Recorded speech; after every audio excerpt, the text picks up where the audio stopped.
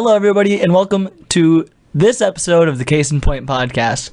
I have the Short, the amazing Short. His name is Short. How you doing, Short? I'm doing pretty good, Kason. How we doing? I'm doing pretty good. Thanks for joining me on the podcast. We have video this time with our high-tech equipment. Crazy. And I'm pretty excited to get that started. Yeah. Yep. No, I think it'll be a good quality of life thing, addition. Yep. Going forward. Definitely not a cardboard box holding a phone with duct tape. With duct tape, yeah. That's not what it is. No, it's like really high-end thing. Yeah, high-end equipment, yeah. Yeah. Like a whole ceiling mount and everything. It's huge. It looks expensive too. Mm-hmm. Yep. We're idiots.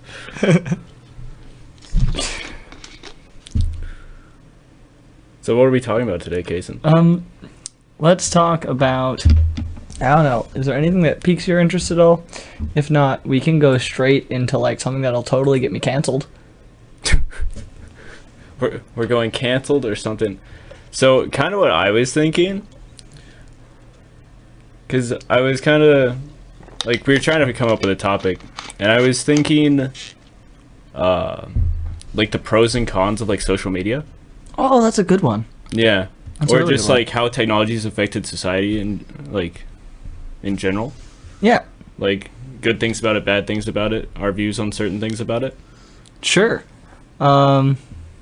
Quick, what's your overall arcing view on, let's stick to like, let's pick one and then we can move and use other examples. I would just start with social media. Just all of social media. Yeah, Okay. just like in general, like, I mean, we could get specific eventually, but like I feel like social media obviously has a lot of pros and cons.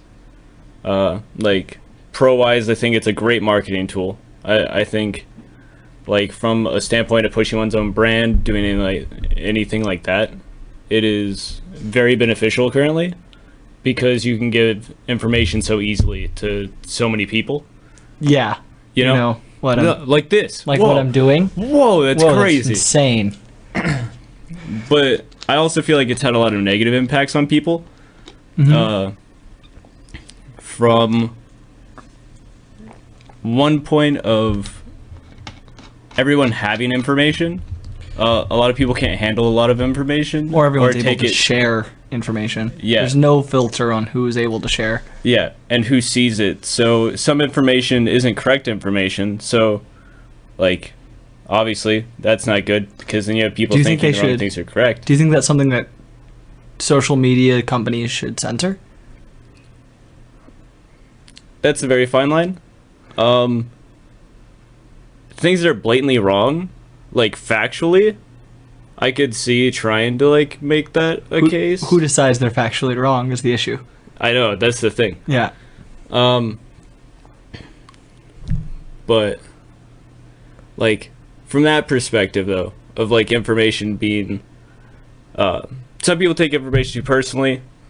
I feel like, but I'm also very objective on most things. Yeah, you are. You're pretty good at that. But I think it makes having so much information has negatively affected the mental health of a lot of people. And I think social media is a big part of that because all the people that invest themselves into social media as like their form of like entertainment just see the highlights of all of these like above middle class people that they honestly don't relate to. You don't have the same lifestyle they do. Yeah. And you're seeing all the cool things they do and you expect your life to be that. And that's not always the case. Like they worked hard to get there. You're trying to take the easy way to get there. And it's just like, yeah. You know what I mean? I know what you mean. Yep. Yeah. So you mentioned mental health. Do you think that social media has a big, do you think that's one of the main pushers of mental health issues currently? Because right now you see a huge spike in people with ADHD, ADD, depression, anxiety. You see a huge spike in these people, and they're all on some kind of drug for it. Do you think that's mostly social media's fault? I think social media has a big part to do with it. I really do. I think people just in general have like a habit of comparing themselves to other people. I think it's just something that we all kind of do. Mm-hmm. But if you aren't comfortable in yourself, which a lot of people nowadays aren't based on those statistics, when you see all these people, you're just like, man, they're so much better than me. And you just get down on yourself more than just trying to be the best you instead of the best them. That's fair. Yeah. How do you think... So do you think that you can use social media to flip that around? I think so. I think... I definitely... that's the pro, though, to social media, is you can push out information that's beneficial because it's just, so easy to put things out there. Mm-hmm. It's just, you have to find a way to make it so it looks like your information's... I don't want to say make it look correct, but you have to make it push the agenda that you want it to, while, in the current day, if someone opposes you, it's a lot harder to, you have to get it to stick. Pushing an agenda isn't bad. Pushing No. the wrong agenda, that's bad. Yeah. But pushing an agenda, that's not necessarily a bad thing. No, I completely agree. Yeah, I think a lot of people don't understand that. I think they think if you're pushing a narrative or if you're trying, you have a biased opinion, that's always bad. But a biased opinion isn't always a bad thing. No, it's one side of the story. Yeah. You have to... people always look at things at face value. You have to figure out, all the sides of a story and then come to a conclusion based on that. Mm-hmm. Because, if all I know is, everything's wrong with this, and it's why is everything wrong with that? What's going right with it? And I see that, and I'm like, oh, they could definitely improve on this thing, which would... Then make the whole thing better. Yeah. Yeah. It's just very tunnel-visioned on a lot of ideas and topics nowadays. People don't like to broaden their horizons. They're very focused on themselves. They're very focused on their small little Well, I can Google circle. it. I can Google whatever I need, and the first thing that pops up, I'm just like, Oh, look, that's there it is. So That's whoever, right. Whoever paid for the advertising on Google's the correct person. Yep. Yep. I can't afford that. That's why I have 36 YouTube subscribers. That's fair. Yep. I have less than you. I also don't have a YouTube, You though. also don't have a YouTube. Yeah. Yet. We'll see after this. Well, have you thought about starting a podcast or streaming? I've thought about it. I mean, I don't have a whole lot of time currently, but it's definitely something that I'd look into. Would it be more of streaming video games, or would it be more of Most likely. That's definitely something that I am passionate about. I think that the market's extremely saturated, though. I think there's a lot of people, so it's definitely one of those things where I know I'd have to put a lot of work into it, Mm-hmm. to get to where I want to be, for sure. So I'm definitely... It's one of the things, I think it's one of the harder routes that I have to get to where I want to get currently, so I'm just kind of exploring. Would you go on Twitch? I know a lot of people are leaving Twitch and moving to YouTube or other platforms. Because Twitch takes such a big chunk of your money. Yeah, Twitch is, the new changes that they made to some of the monetization things, I think are definitely not good for the partners on there. But at the same time, I feel like Twitch still has the highest market share of, mind space. Mm-hmm. When you think video game streaming, you still think Twitch. Yeah, everyone does. So I think... Honestly, I don't think it really matters where you start if you think you can make a following on it.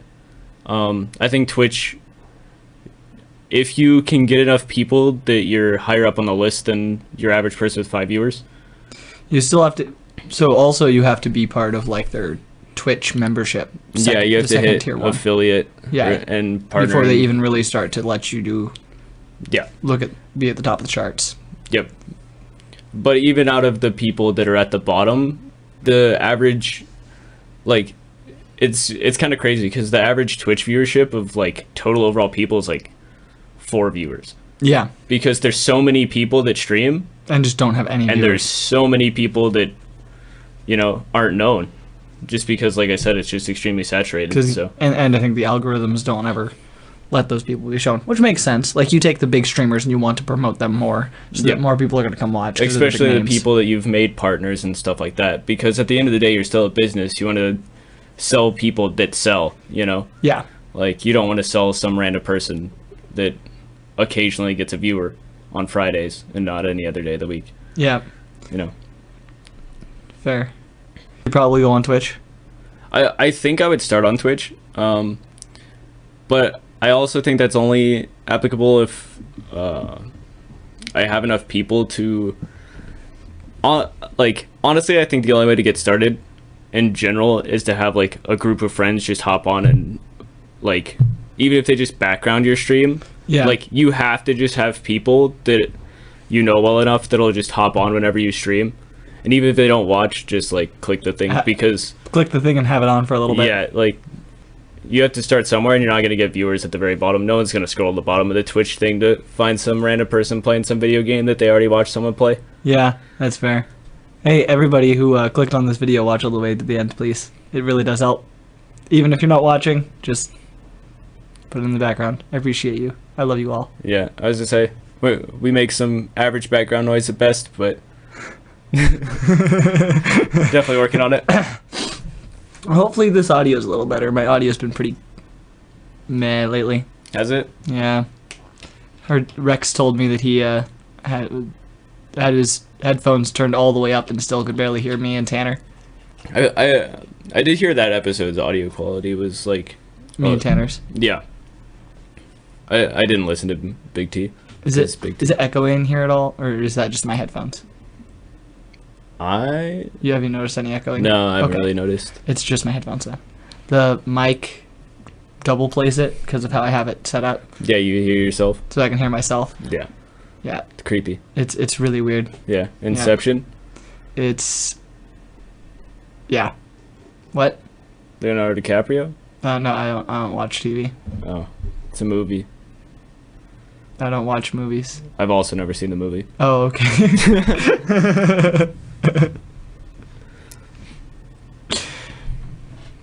So, did you hear of... You don't watch Joe Rogan at all, do you? Not really. Not really. I don't really necessarily... Oh, I don't like Joe Rogan himself. Like, I don't like his political views at all. But I like to have, like, some of the people he has on there. I like to hear what they have to say, or their stories, because sometimes they're super interesting. Yeah. So one of the previous guys he had on there, it wasn't that long ago, it was like a week or two. They were just during the pandemic, like after the vaccine had come out, they were just posting stuff from like reputable journals and from, I think, the CDC. He quoted it a couple times about how possibly ineffective the vaccine could be. Sure. And Twitter ended up banning him for it. And he didn't put any captions or anything. He just provided links to go. And so he ended up suing Twitter for defamation and ended up getting it's like the right to knowledge or something. I can't remember what it's called. But basically he won the lawsuit, and instead of money or anything, he was allowed back on Twitter, and then he got a bunch of emails, any email or any documents that had his name on it from Twitter. And he was looking through them, and there was a bunch of emails from the FBI that mentioned him, that said, we need this guy off Twitter. And they didn't ever say, ban him off Twitter, but they were like, hey, what are we doing about this guy? What are we going to change? Something needs to change here. What are we doing about it? And they just kept bothering Twitter about this guy. And eventually he ended up being banned. Yeah. So like that kind of thing gets real freaky when you start looking at who decides the information that's allowed to share. Oh, 100%. It's also just like, it's honestly shocking how much information that people just give out and don't realize they give out. But also just like how much information like the government or like, I mean, at this point, other countries and stuff like TikTok so invasive. Oh yeah, it's ridiculous. Like other stuff like that, like the amount of information that everyone has, or like the amount of information that you just have like on your pocket at all times. Like, you know, someone steals your phone. Yeah. Like everyone has their credit card saved in like some random app, be it like, you know, DoorDash, something like that. Like, yeah, your identity is a passcode on your phone away. Yeah, no kidding. Keep your passcode secure, guys. if you want to know how to keep a lot of that safe, watch my second episode with Big T. You can invest in crypto. That's not financial advice. But like, there's, didn't our friend Alex, when he got, I think he had been robbed. Like, I think his bank account had been, information had been stolen, and I think he had ended up not giving any last names. I think he ended up getting paid by insurance and his bank. Oh, really? I think so. I think he had literally doubled his money. I could be wrong, but I think at one point that happened, and that's kind of funny. Yeah. I don't know. I actually had someone get a hold of my card. More recently, yeah. Yeah, like a month or so ago. But I mean, it was like one fraud charge for like $70. So Man, if you're gonna steal a card, at least like go all the way. I mean, I don't even know what it was. They literally like sent it to themselves. It was like sent to a personal account. I was just like, good job, guy. Good job, and then just canceled the card and moved on with life. Proud of you. Did the cops or do anyone do anything about, like, did they open an investigation? No, they just like, my bank immediately froze my account because they were just like, what the hell is this? And then called me and I was like, yeah, I didn't do that. And they were like, okay. And then it was just like, we'll give you a new card, fill out a form, send it back, it says that you didn't do it, we'll send you the money. And I was like, okay. That sounds like a great time.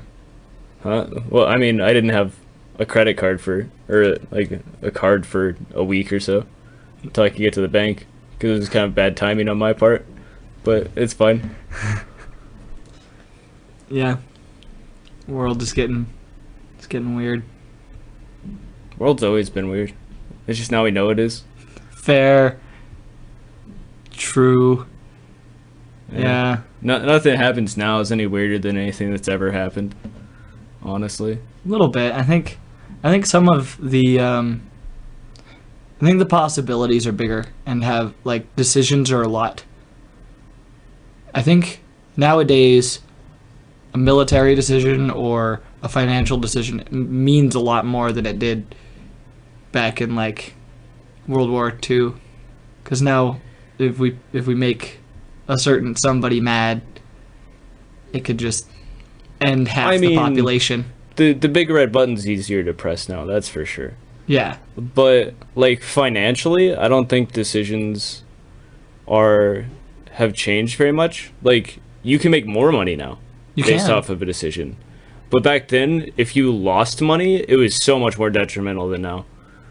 In a way. Because like you go to, like, it was all time hard work effort because like all of the people before us were building the foundation that we can use today. Yeah. So like if someone, like, you know, bought a car or something, they got hit and didn't have insurance, like, there was just, you know, most of a year's salary gone. Yeah. Which now, I mean, even if that happens, like, you can still make money doing anything nowadays, honestly. Literally anything, especially with the invention of the internet. You can literally do anything, like sit in a basement and talk to people. Yeah, I mean, send a basement.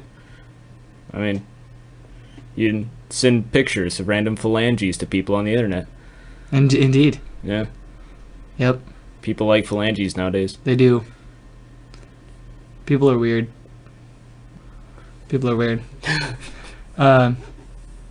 Another thing a lot of people just, like, I've seen lately complaining on the internet is, like, they'll complain that Elon Musk has so much money, or they'll complain, like, that all these people have so much money.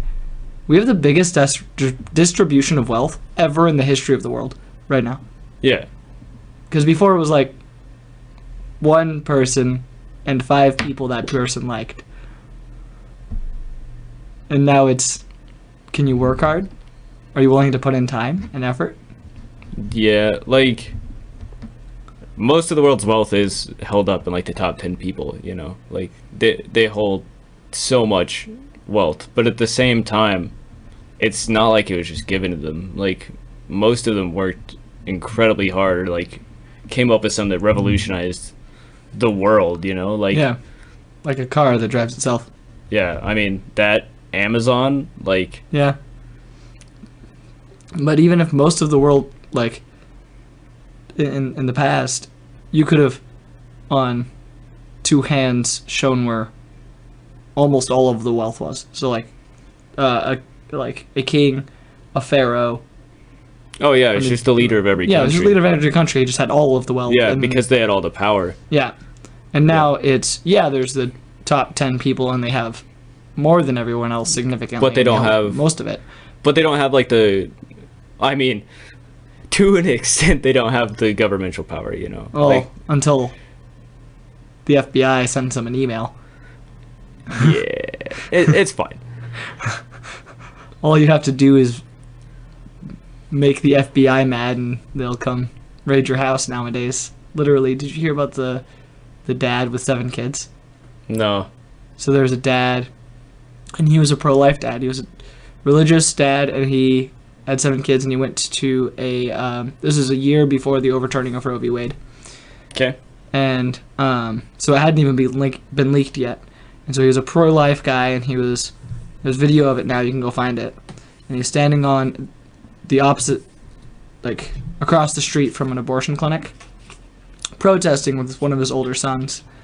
And this guy, who was a counter-protester on the pro-abortion side, had walked across the street and got in this kid's face, this dad's son's face. And so, as a good dad, he steps between the guy and his son. Yeah. And the guy, the jerk face, fell on the floor and pretended like the dad hit him. And tried to sue the dad and get him arrested. And so the local courts, they had him, they like took him to trial, and they watched the video footage, and they're like, okay, this is kind of ridiculous. You're being kind of dumb.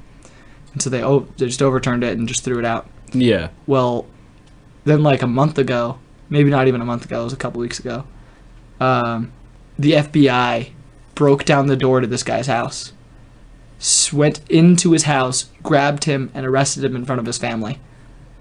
And I don't know if he's currently in prison or not, but they arrested him for preventing somebody from getting an abortion, is the law that they raided this guy's house for. And they ended up taking a couple of stuff too.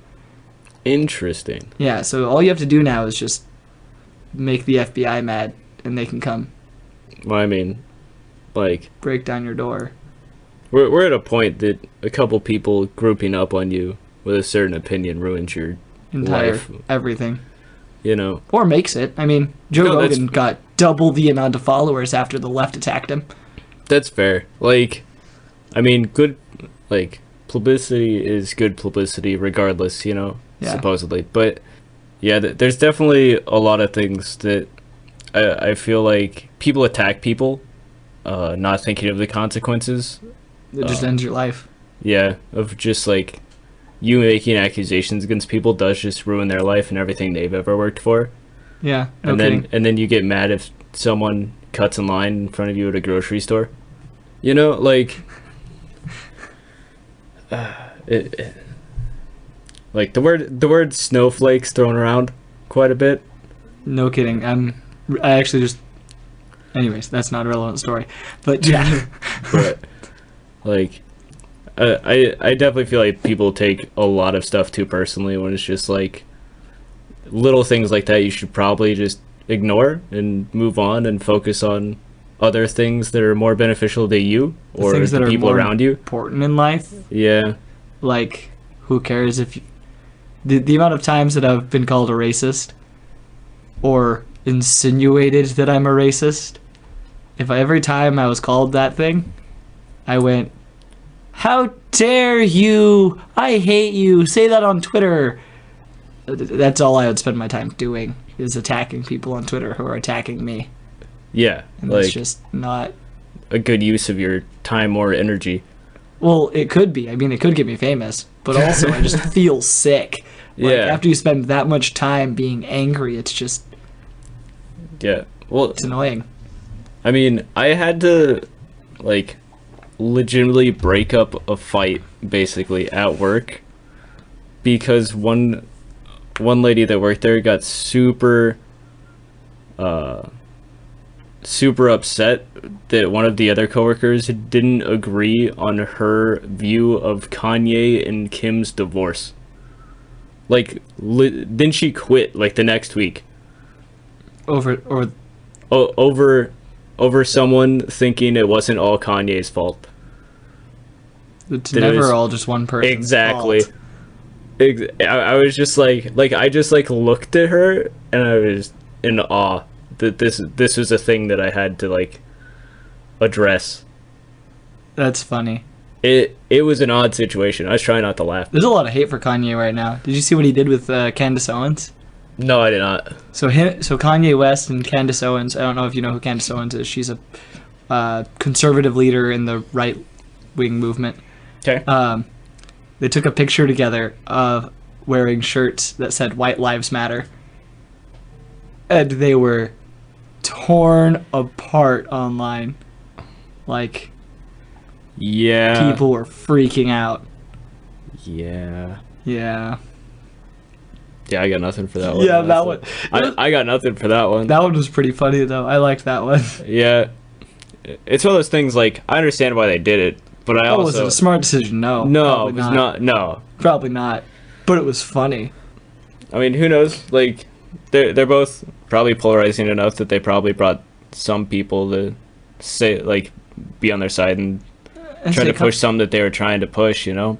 Kanye is able to carry that. I don't know if Candace was, because her following is pretty right wing and it's not swayy enough. Like, she's not gonna reach over to the left wing and bring people in. Yeah. Kanye can do that, but Yeah. Candace can't. Like, I mean, I think that's why you have someone that's polarizing as Kanye. Yeah.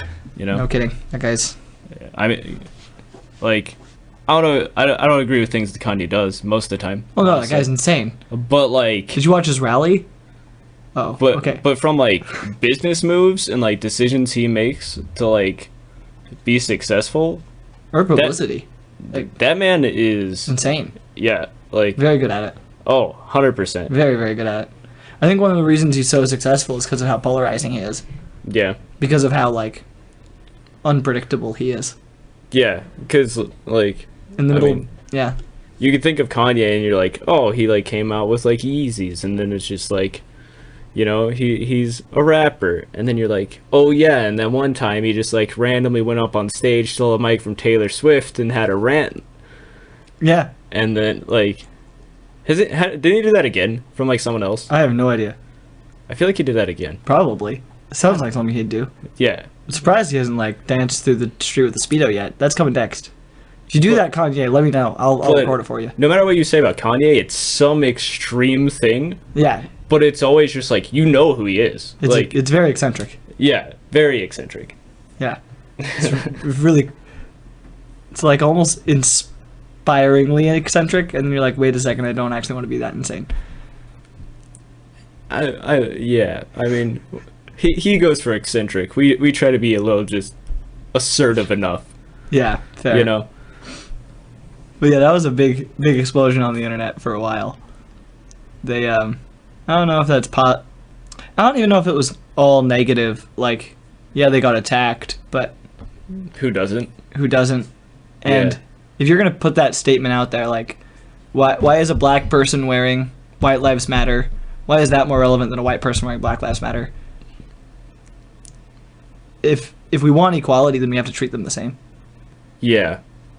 But it's different because we're in a situation that is different. Like, if we want it to be, if we truly want to be equal, then they need to be the same. Like, we No, need to treat those 100%. two things the same. 100%. My phone kept vibrating. That's what that was. Yep. Oh, this will probably get me canceled. I'm gonna get canceled here. That's fine. Huh. It like we all want equality. Yeah. Like, you know, I have yet to meet someone who doesn't. yeah, like we're all trying to get to the same place. I mean, most of us. Like, there's obviously Oh. exceptions. Sure, there's the guy on both sides. There's the one. Trying to think of who he was. There was recently 6 months to a year ago, a white supremacist who went and killed a couple black people, and I think they actually got a couple Mexicans. But then there was literally right after that, a black supremacist went out and shot a bunch of white people only. Yeah. And so, I mean, both sides have it. Yeah, like both sides have extremists, obviously, but I feel like most of the people in the middle all just like want one thing, and that's to treat each other as human beings, not different races of people, you know? Like, sure, we are different on the outside, like, There's but like, that's it. We're all still people. We all still live in the same society. We all deal with the same problems. Like, yeah, based on location, stuff like that. Like, it's like, sure, like there's low income places where there's a lot of black people. Sure, there's also low income same places thing that are, for every other race. yeah. You know, like it might not be as prevalent, but I think one of the biggest issues right now is me and my mom talked about in the first episode, the welfare system and how hard it is to get out of it, because there's either you're on it or you're not, and there's no middle gap. So when I was like, it's not like a progression thing. yeah, It's not like we're gonna help you get back on your feet. It's just like, this is our pity. Good luck. yeah, and then they let you go and they're like, have fun, Yeah. and you're like, oh yeah, the world hurts, it's just kicking me, and then they're like, oh, you came back, thanks, we'll take care of you. Yeah. So people don't ever want to get out of it because that's hard. Well, I mean, and honestly, with like some places, you know, entry level positions, you're probably making more money on welfare than if you worked, you know. You are. I mean, That's maybe why- not anymore. Like, Well, that's why unemployment's so high, yeah. is people are able to live off of welfare. I also feel like people hold themselves to a super high standard right now. Everybody really wants like a white collar, high end job. It's like you raised them to all be. You told them in high school, you have to go to college. You have to go to college. But we're missing all of the jobs that actually make our infrastructure run. Uh huh. Which I think the whole COVID and everything has definitely shown that, because For it was sure. just like everybody got stuck at home, and then once we came back, everyone was like, oh, I found like a new thing I could do over the time. So then it's just like, I don't need to go back to doing what I was doing, like all the hard work, all the manual labor. So now we're in situations where like factory workers and stuff don't want to go to work, but it's also like not entirely because the environment's shit or bad, you know. It's so like a lot of it's also because they're short staffed and having to work Uh huh. as much as Then you one have and to a half, work two people. Yeah. So You overwork. yeah, You have to overwork your people to make up for the lack of people, which Yeah. then usually makes people quit. so that's why, like, at the same time, if you're in those situations, your pay rate probably needs to increase, Yeah. because you have to make the people that you actually value as employees stay. But after we get back to a point where people go back to blue collar type stuff, in those situations, if you hire more people to get back up closer to where you need to be, raising the wages of everybody is going to cause financial strain, because you're going to have too high of a labor percentage. So then you're probably going to have to lay off people again anyway. Yeah. So we're just in like this weird like loop of One of the things my family struggled with. So my dad owns a small long-term care facility, and that's where I've been working.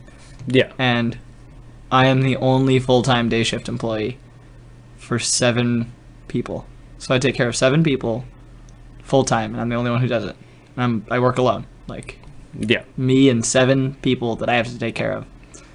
And it's because we've had 2 people quit, and then 2 people move to only part-time, because we're a small facility and can't pay what the big facilities can. Yeah. And so it's really hard on small businesses to like stay open, because we can't find employees. There's no one that's willing to work, because they're having to go other places so Yeah. that they can live. Like, it's not their fault. You have to like But- it's so hard to sell someone to work the same thing as somewhere else and get paid less, Yeah. because like you can work at like a, you know, like a licensed like Starbucks, something like that, you know, through like catering company, whatever. Mm-hmm. And like starting wages there might be like $14-15 an hour, you know, which is all right. But if you go to a corporate store, they start at 18 for an entry level employee. Like, how are those people ever supposed to get employees over, you know, the corporate one? Yeah.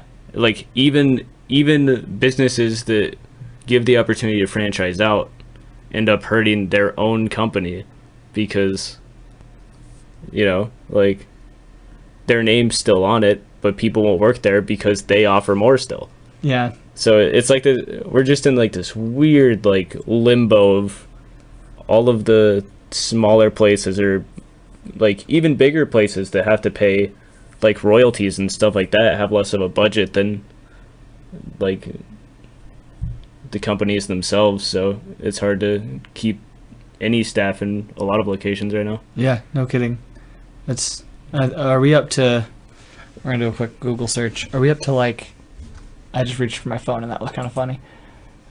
We're past 28% of 28% unemployment rate, right? I mean, it's very possible. Oh, no, I was way off. It's 3.5. What was I thinking? I don't know. I don't know. Well, higher than it used to be.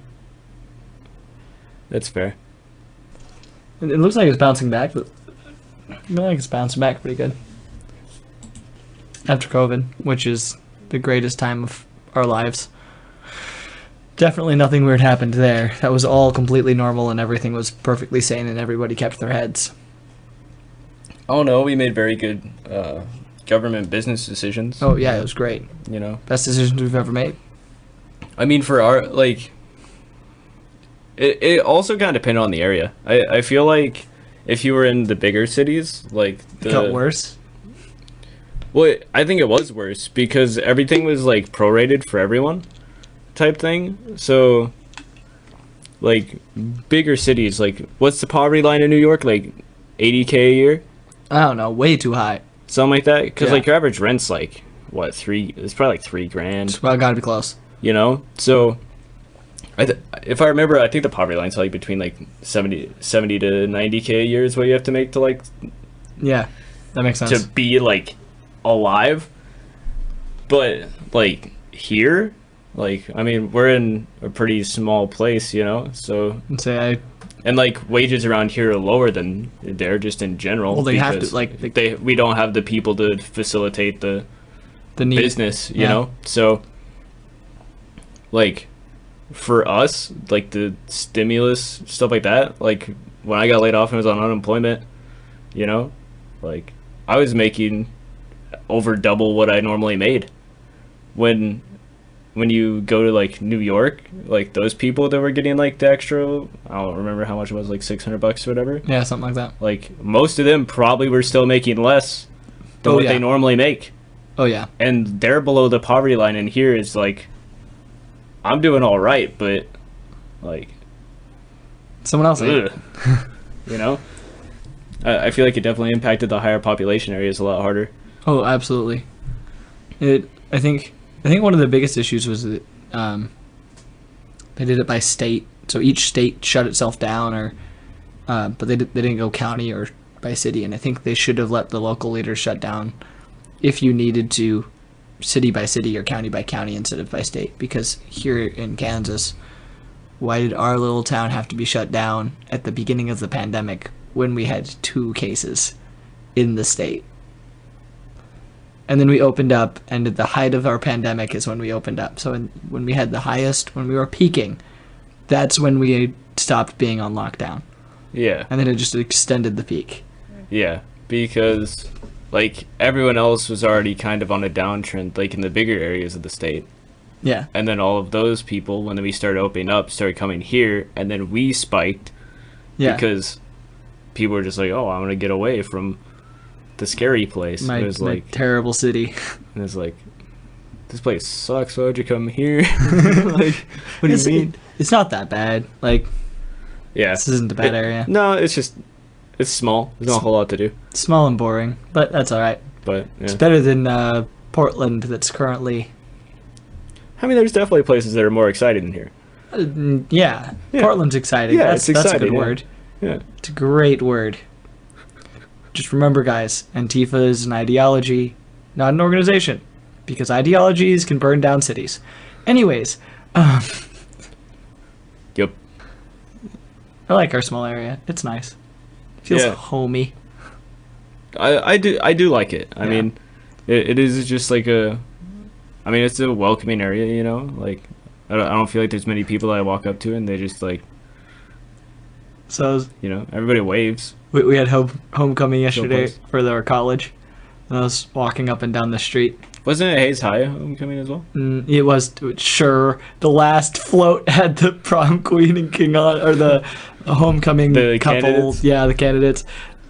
I can't believe they're the same weekend. That seems like Well, they weren't supposed to.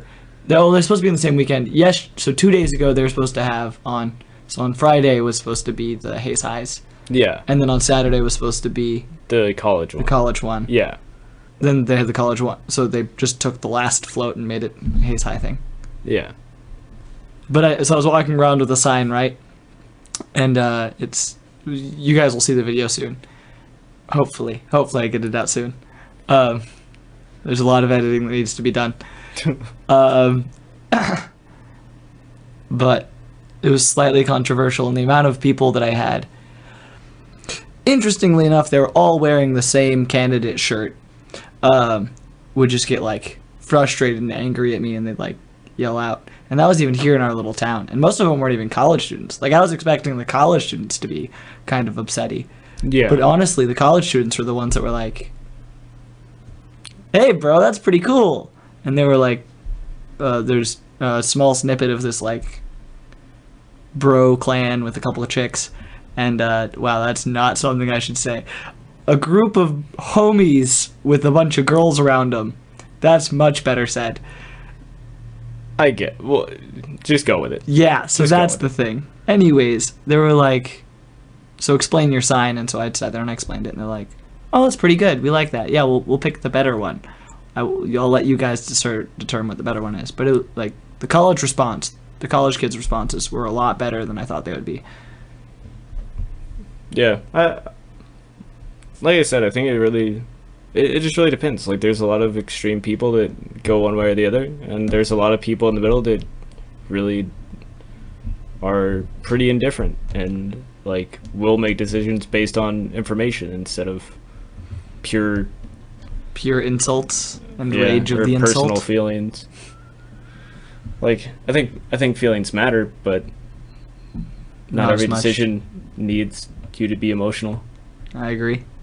So It's really funny when you start to talk with people that are angry and you just stay calm the whole time. It freaks them out. it's great. Like, it's terrifying to them. They're actually scared. I watched it happen. This guy's like getting all angry at me. I'm like, I'm recording you, and I think I actually said, I'm recording you because this is good content. And he just like gives me this angry look. Otherwise, I'll just walk away. Yeah. But I probably won't end up putting him on because if he finds me, he'll probably try and sue me.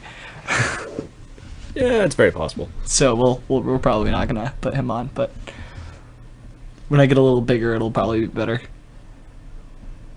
That's fair.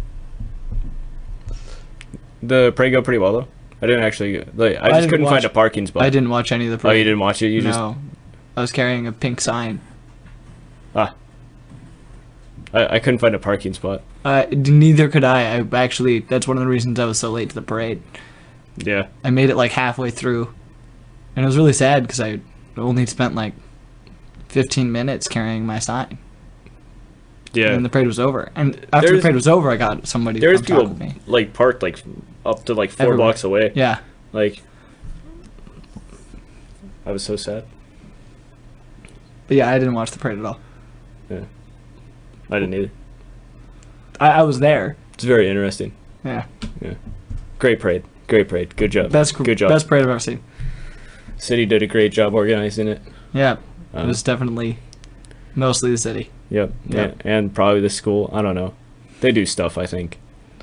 Me and my little brother, he was my cameraman and producer yesterday, Yeah.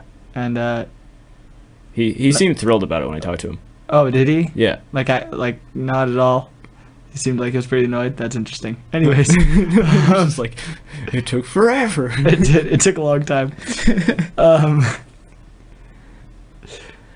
But shout out to him. He was pretty awesome. He just like Yeah, he's a good kid. woke up and I called him and I'm like, hey, we're doing a thing. He's like, okay. But we had first gone to the campus, and we were on campus, and I'm like seeing how dead it is because everybody was at the parade. I didn't think every person would be at the parade. And it's Oktoberfest. And it's Oktoberfest. Like, it was Yeah, just so dead. like, all the classes stopped at noon. Uh-huh. So it was just a ghost town Yeah, the whole I day noticed. down there. It was freaky.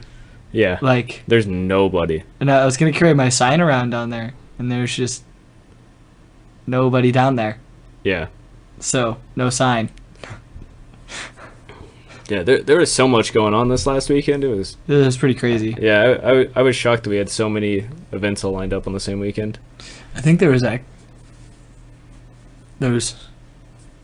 thought there was something else too. On top of Oktoberfest and the 2 homecomings, Who knows? Might have been. because they had like a rock concert going on. That could have been Oktoberfest. What I think maybe. Because I was in the downtown area last night, and there was Yeah, there's probably still the Oktoberfest stuff. Because I some think it was like almost all day Friday, all day Saturday. rock music playing pretty loud in the distance. Mm. Luckily, I don't live downtown. I would be very upset if I lived downtown. Yeah, That would be I awful. don't know how people live down there. It'd be It's awful. it's always so loud and obnoxious. We're not even like one of the big party colleges. In the area, we kind of are. I feel like. Yeah, but it's because we're in the middle of nowhere. So yes, since we are the biggest college for the next 200 miles, I think we would be the biggest college party town, since we're the only college in 200 miles. Well, I mean, how many colleges are actually bigger than here, though, in the state? I think it's Is it just KU and K-State. Yeah. So, like, why wouldn't we be number 3, you know? they're no, I think we're just. Emporia might be bigger. I don't think so. Don't think so? I don't think so, because we were actually on Or Wichita State?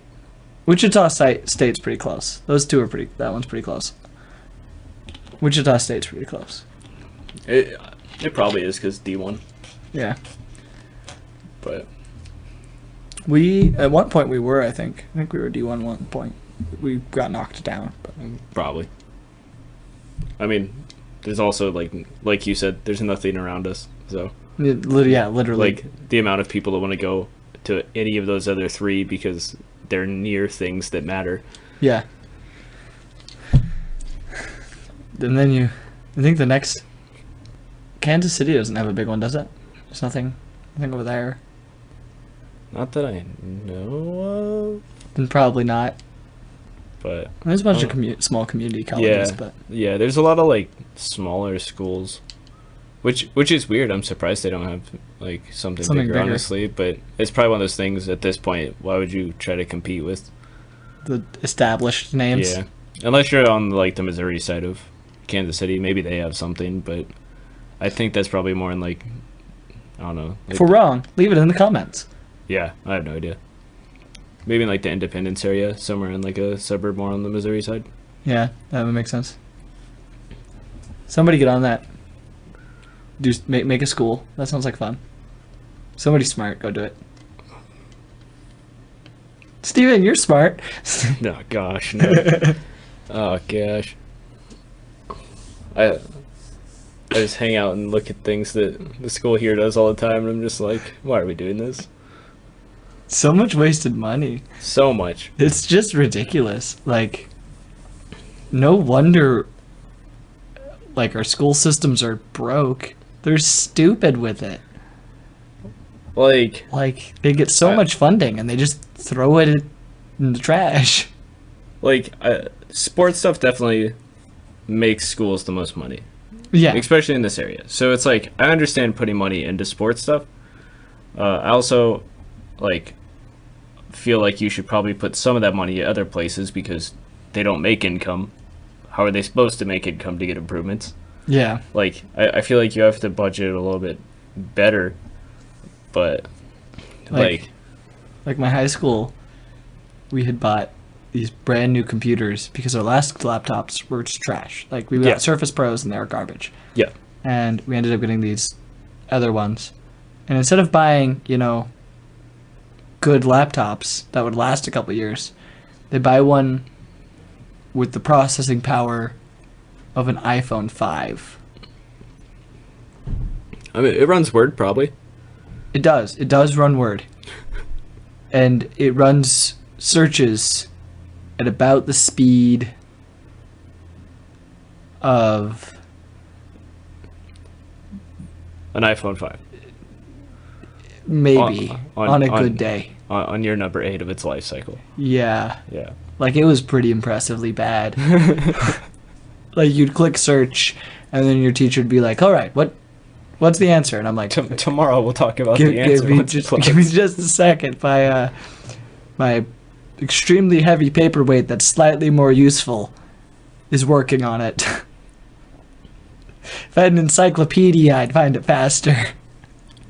Yeah. And I'm like, how much should we spend on it? And I looked at the, because they have all the financial stuff public. Yeah. I spent like $800 per laptop. I'm like, Ugh. why? Maybe it was 600. I actually think it was 600. I'm like, why did you spend this much per laptop? You give a better deal at Walmart. Literally. Yeah. My laptop, it wasn't $600. Yeah. And it's like a high-end gaming laptop. Yeah. And it works. It runs really well. And I'm like, you guys could not have picked a worse deal. You picked the worst one. These chairs are giving all of these kids back problems. And you can't change the chairs because you spent all of the money on iPhone 5 laptops. Yeah. Proud of you. Yeah. Not a great decision. Like, I mean, the college spent some money, like, has spent so much money on, like, landscaping or, like, adding little additions to things. And that kind of Or, stuff. like, building a couple buildings, you know? But they're for, like, programs that don't normally get stuff, so it's like, that makes sense. I'd say the landscaping, if you make it, especially your couple, like they did it at the Union or they did it at a couple other places. They did it like on the main entryway to the entryways to the backside there, and it looks really nice. Yeah, it looks like I great. think they've done a great job. They like, did, and that's something that you can like post on the internet and be like, "Hey, look at our campus; it's so pretty." And you can literally like let the rest of it go. Like, who cares about the rest of that? As long as the first couple buildings look gorgeous, who cares? Yeah. The only issue they have is the landscaping staff is half the size of normal Yeah. because of our earlier conversation. So my ex used to work at a place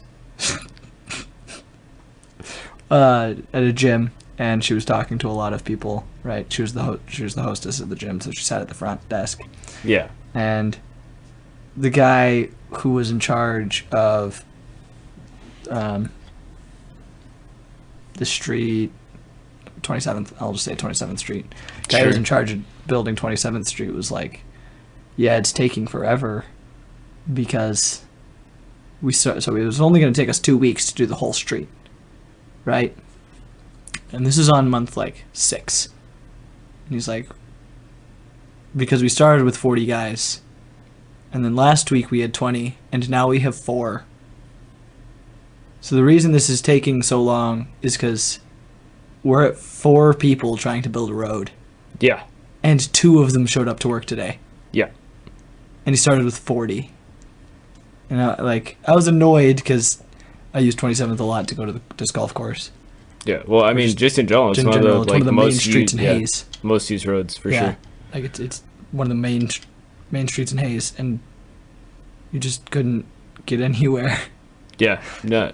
Well, and then they like while they're doing that, they had other ones scheduled. So then like now they tore up like the actual main road. Yeah. And then it was like that was going on while they were trying to finish this, and then Now they're tearing off the road again, just further down the street. yeah. So And that area really needed it. I don't know if you didn't have a car with good suspension, you were like bouncing up and down. Like it was bad. what, on 27th? No, on Vine. Oh yeah. Yeah, where they're doing it now. Yeah. That actually really needed it. But I don't know. I think they scheduled it all really weird. Well, I think they planned on it going according to Smoothly. the original plan, which And then it didn't. when does it ever? Never. No. You never plan for things to go to plan. No, you make you- plans so that you can change them. Yeah, if you finish early, cool. But like, you should always probably add some amount of time as like a tolerance, because like Yeah. there's always a snag, especially in like construction type stuff. Like something always gets slightly messed up, or like You're always going over budget, and you're always going to take longer. Like Yeah. that's just how yep. construction type things go.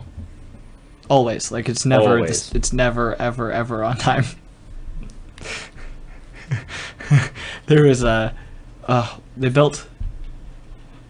It was in Egypt. I don't think it was over the pyramids. But they built a building over. I don't know. They built a giant building, right? And they're only supposed to spend $6 billion on it.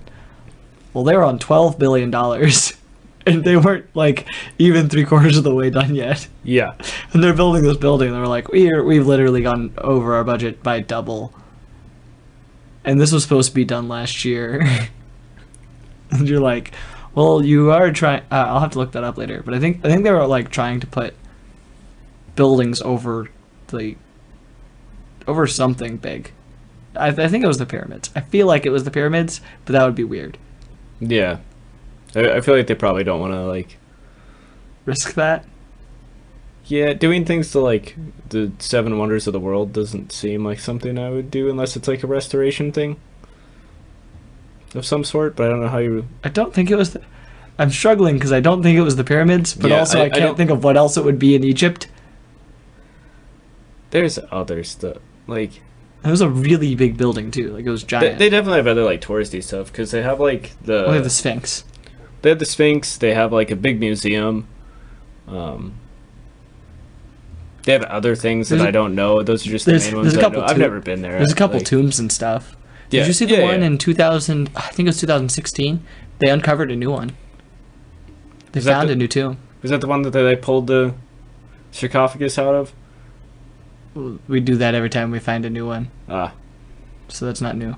But that's fair. they ended up I finding just one remember people being upset about it. of a king that, like, was a pretty famous king.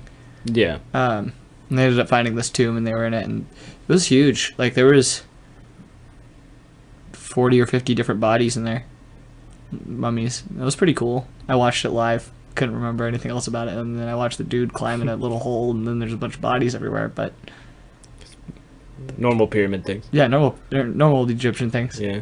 Yeah. Tombs, whatever. Have you Oh. ever?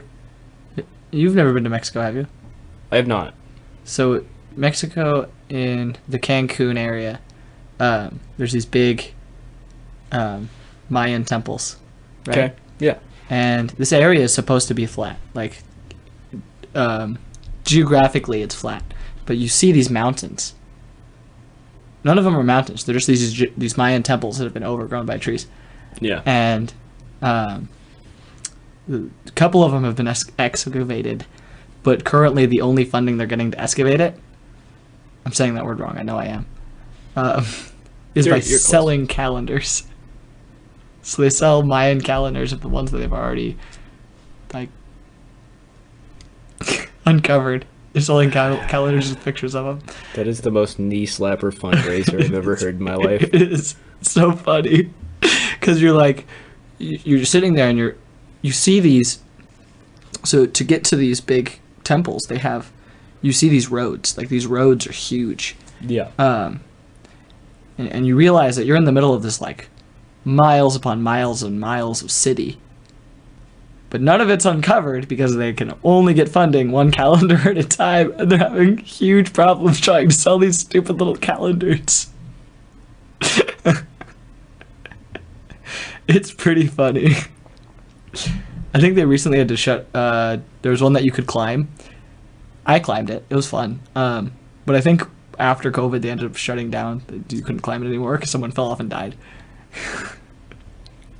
Makes sense. And it got pretty slippery. Like the amount of like, because some of those stairs were super steep and super high, so you'd have to like climb over it. And so yeah, it started to get like. They're definitely not made to modern standards, but they're also probably like mossy or. Well, no, like, now they've overgrown. gotten like polished Oh, from the amount of hands oh, and feet, so it's just smooth, and so you just, whoop. Yeah, lots of butt grease. good old erosion and clammy hands. Yep, lot. Well, it's also like 80 degrees the whole year with 110% humidity. Yeah. So every single person who's there, especially like the tourists who aren't used to that, are just like these puddles of sweat, and they're like, "Ooh, look, this looks like a cool place to put my hand." And they sit there and they rub it and they like moving, and you just get this nice, shiny, polished, human polished rock that's definitely not a bunch of people's gross, sweaty hands. Yeah. Yeah. And then you slip on it. And then you slip and then you die because you're a loser. No, I'm sorry. That guy, not a loser. Just learn how to not fall. Unfortunate. Just learn how to not fall. It's not that hard. Yeah. It's very unfortunate. I don't recommend people fall off of things. That's sad. It is sad. Also, learn how to catch your balance. As I say, if there's anything we can learn from cats, Land on your feet. yeah, land on all four. Probably break at least two, but You know what? That's better than dying. yeah, better than dying. Better than dying. Did you hear about the... This is a long time ago. Have you ever heard the song Free Falling? Yeah. I could be wrong. Like, I could have heard this wrong, and I'm just going to state that before I get destroyed in the comment section. Oh, I'm looking forward to this. Anyways. Yeah. But what I think it's about, and what I've been told it's about, is this lady who is, like, flying, Yeah. and she jumped out of a plane because the plane was going to crash, Yeah. and she was, like, over the Amazon. I know that the story's true. I don't remember if the song's actually about it. Sure. And so she was falling out of the sky, and she had hit the top canopy on purpose. Like, she was just aiming for the top canopy, and then that slowed her down enough that when she hit the second canopy, so there's like 2 layers of canopy, so she hit the first one, then she hit the second one, then she hit the floor. She ended up breaking like half the bones in her body at least. 100%. But she lived? But she lived and crawled out of the Amazon. That is absurd. Yeah. And I mean, like, that's... What else you got? nothing. Like As an avid, like, card player, what other line or play could you make in that situation? I think she put her hands won. pretty well. Yeah, no kidding. Like, But there's pictures of her out there of like this, just like she's sitting there and being held up by a couple guys, and she's just smiling, and you're like, how are you smiling? yeah. You're a pile of used to be bones. I mean, she had pocket aces, I guess. Apparently. That's awesome though. Like, Yeah, that's crazy. shoot your shot, guys. Never give up. I mean, I like how we just talked about the two like biggest extremes ever. Just Yeah. Like, oh, I survived falling out of a like helicopter, and then like the other person's like, oh, I died falling off a temple because the step was kind of smooth. One person's like, oh, well, I died because I fell off this temple that the step was smooth. And the other girl's like, ha, jumped out of a plane and survived. Crawled out of the Amazon with my teeth. My arms were broken. I couldn't crawl. Just did the worm the whole way. There was another guy who had like was in the army, and he had stepped on a mine and blown Yeah. up, and terrible. Lost most of one leg and all of the other, and one of his arms, and then was pretty like disfigured. Well, instead of being like super sad and depressed about it, he decided to start crawling through Walmarts dressed like a zombie. That's how you live right there. And he like multiple times, if like he was skirting down the wrong aisle, people would like grab a broom and start hitting it. That's like the biggest, like, it's like the biggest self-confidence power move of all time. No kidding. Because like the fact that you can be in that situation and still like enjoy life is amazing, honestly. Like, because I feel like most people wouldn't. No, most people would just be Like- sad. No, you'd be looking for the eject button. Absolutely. He made other people look for the eject button. I mean, it like, that's just, it's so inspirational. Honestly, It is really cool. Like, you're like, well, I'm not that messed up, and they're having fun.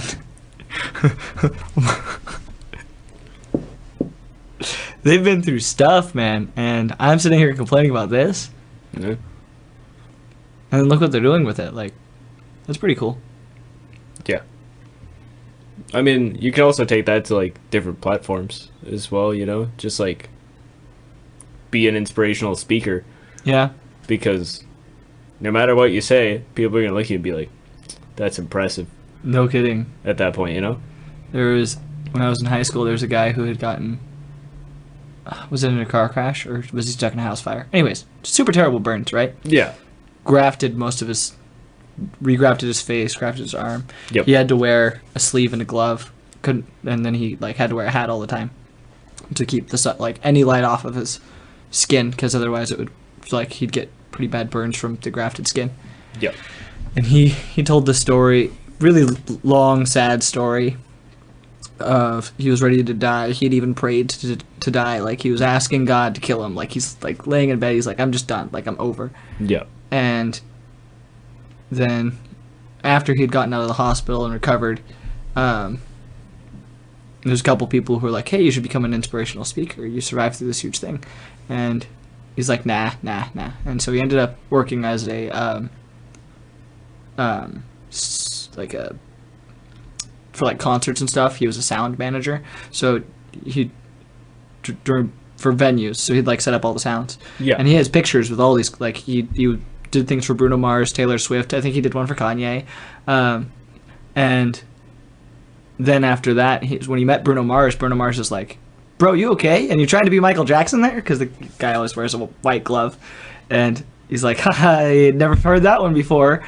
And he's like, no, but actually, what happened? And so he tells Bruno Mars, and Bruno Mars is like, bro, share your story. And so he ended up traveling across the country and That's super cool. yeah, Super cool.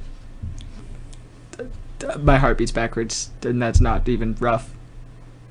No. Do better. There's my inspirational speech. Yeah. Feels like something I would say. Just draw the out, guys. Just draw the out. Yeah. Just don't lose. Just don't lose, Tanner.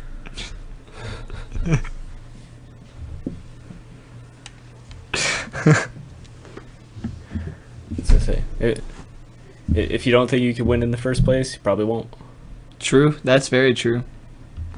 That's why I'm so bad at disc golf. Show up and I'm like, I can't win. I know I can't win, but I also know that I'll probably get 4th or 5th if I'm doing a good job. It's not being like blindly confident, like necessarily, you know. Yeah. But like, I know where I'm. you still have to be a realist to a point. But at the same time, you should push yourself. You should always try a little bit harder than you should always try to do a little bit better than you think you can. I know the best of my game, I can get 4th place. I usually get 8th or 9th, or don't even make the cut today too. Yeah. But I know if I push myself, I can get it to 4th or 5th place. Yeah. So then your goal is top 3. Yeah. Yeah, 100%. Yeah. Yeah. I don't think people push themselves enough. I think a lot of people just stay No, I agree with that. comfortable Yeah. in whatever they're doing. Like, you see, especially in like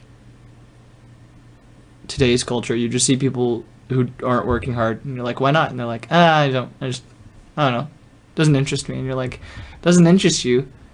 Do you have interests? Yeah. What do? You just sit and watch YouTube all day? Oh. By the way, if you want to sit and watch YouTube all day, this is a perfectly good way to do it. I'm not telling you don't watch Yeah, me. we can definitely take a chunk of your day up. Yeah. Yeah. But also don't do that only. I was gonna say you could also do something productive, like anything that you actually need to do, and put in some headphones. We also wouldn't be opposed to that. Yeah, you put like go work out and listen to us. I'm sure we're good to work out too. Yeah, we'll really get you hyped with our well, I mean, me with my monotone voice and Case it being Kason, I guess. Yeah, me having the voice of a 12-year-old boy. It is what it is. It's yeah. The more I listen to my voice editing all of this stuff, the more I'm like, man, I really do just sound like a 12-year-old. Well, It's a good time. I feel like listening to your voice in general is really odd, because how you hear your voice is from like inside your own head. Mm-hmm. You don't hear it with like the reverberations or anything like that, like how other people hear it, Yeah. and it's oddly different. Normally it is. But like Trinity has this deep man voice. Yeah, And you're just listening, so especially you realize what people's voices sound like a lot more when you don't see them. So Yeah. when I'm just sitting here editing through all these videos, I like actually get to know the person by their voice. And I'm comparing me and Trinity's voices, and I'm like, man, he's got a deep man voice, and I sound like a prepubescent boy. Like, this is awful. I sound like a child, especially next to this man. It was a great time. yeah. Yeah. Yeah. I didn't feel demasculated at all.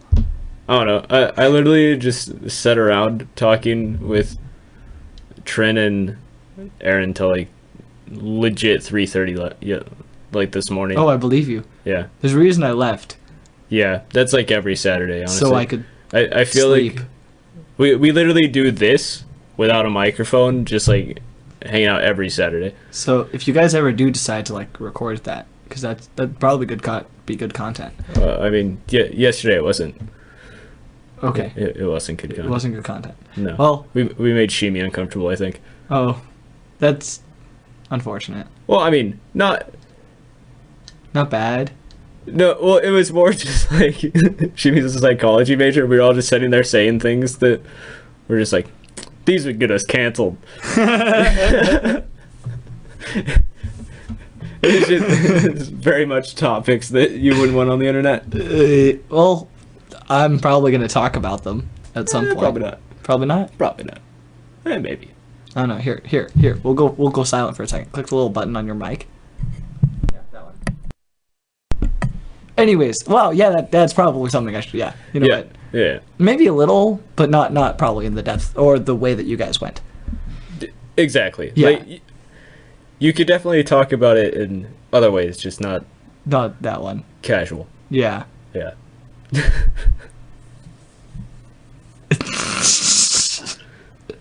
I'm glad I did video for this one too, because then they're gonna be like, wait, now I gotta know.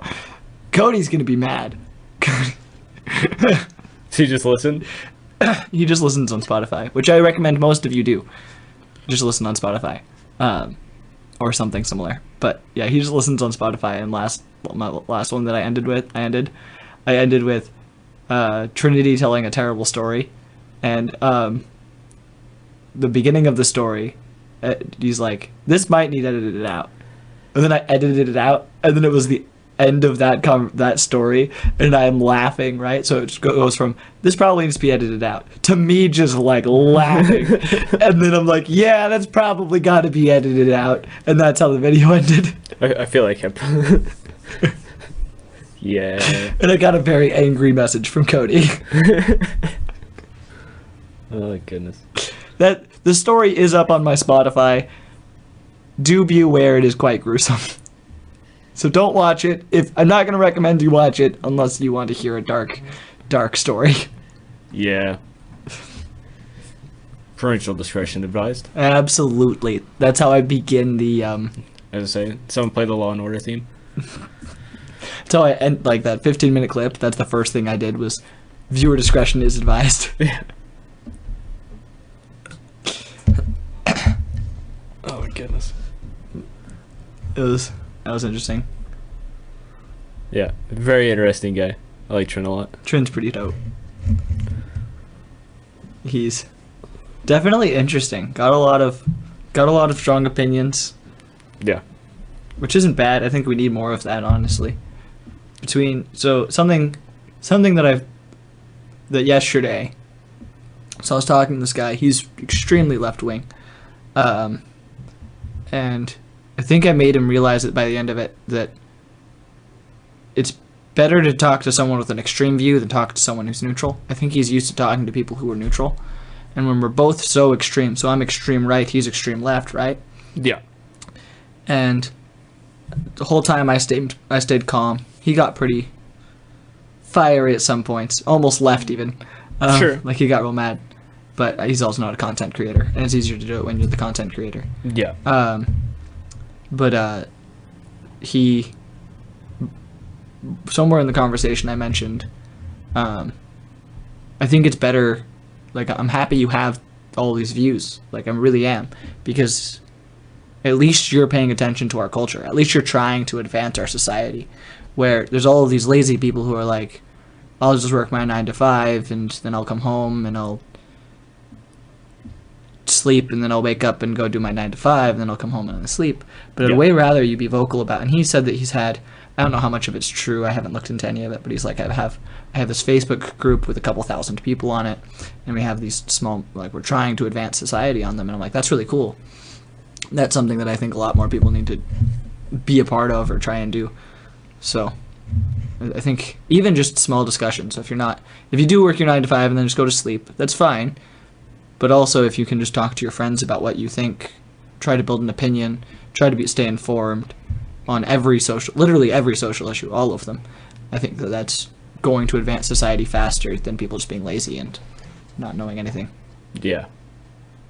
Like, people do just get really caught up in, like, just their normal stuff that they do every day. And I feel like there is kind of a lack of self-betterment. You know, like, people definitely don't try as hard to excel. They try to get to comfortability, like we were saying. So, if I'm comfortable, I'm fine. I don't need to get anywhere else. Yep. Sure.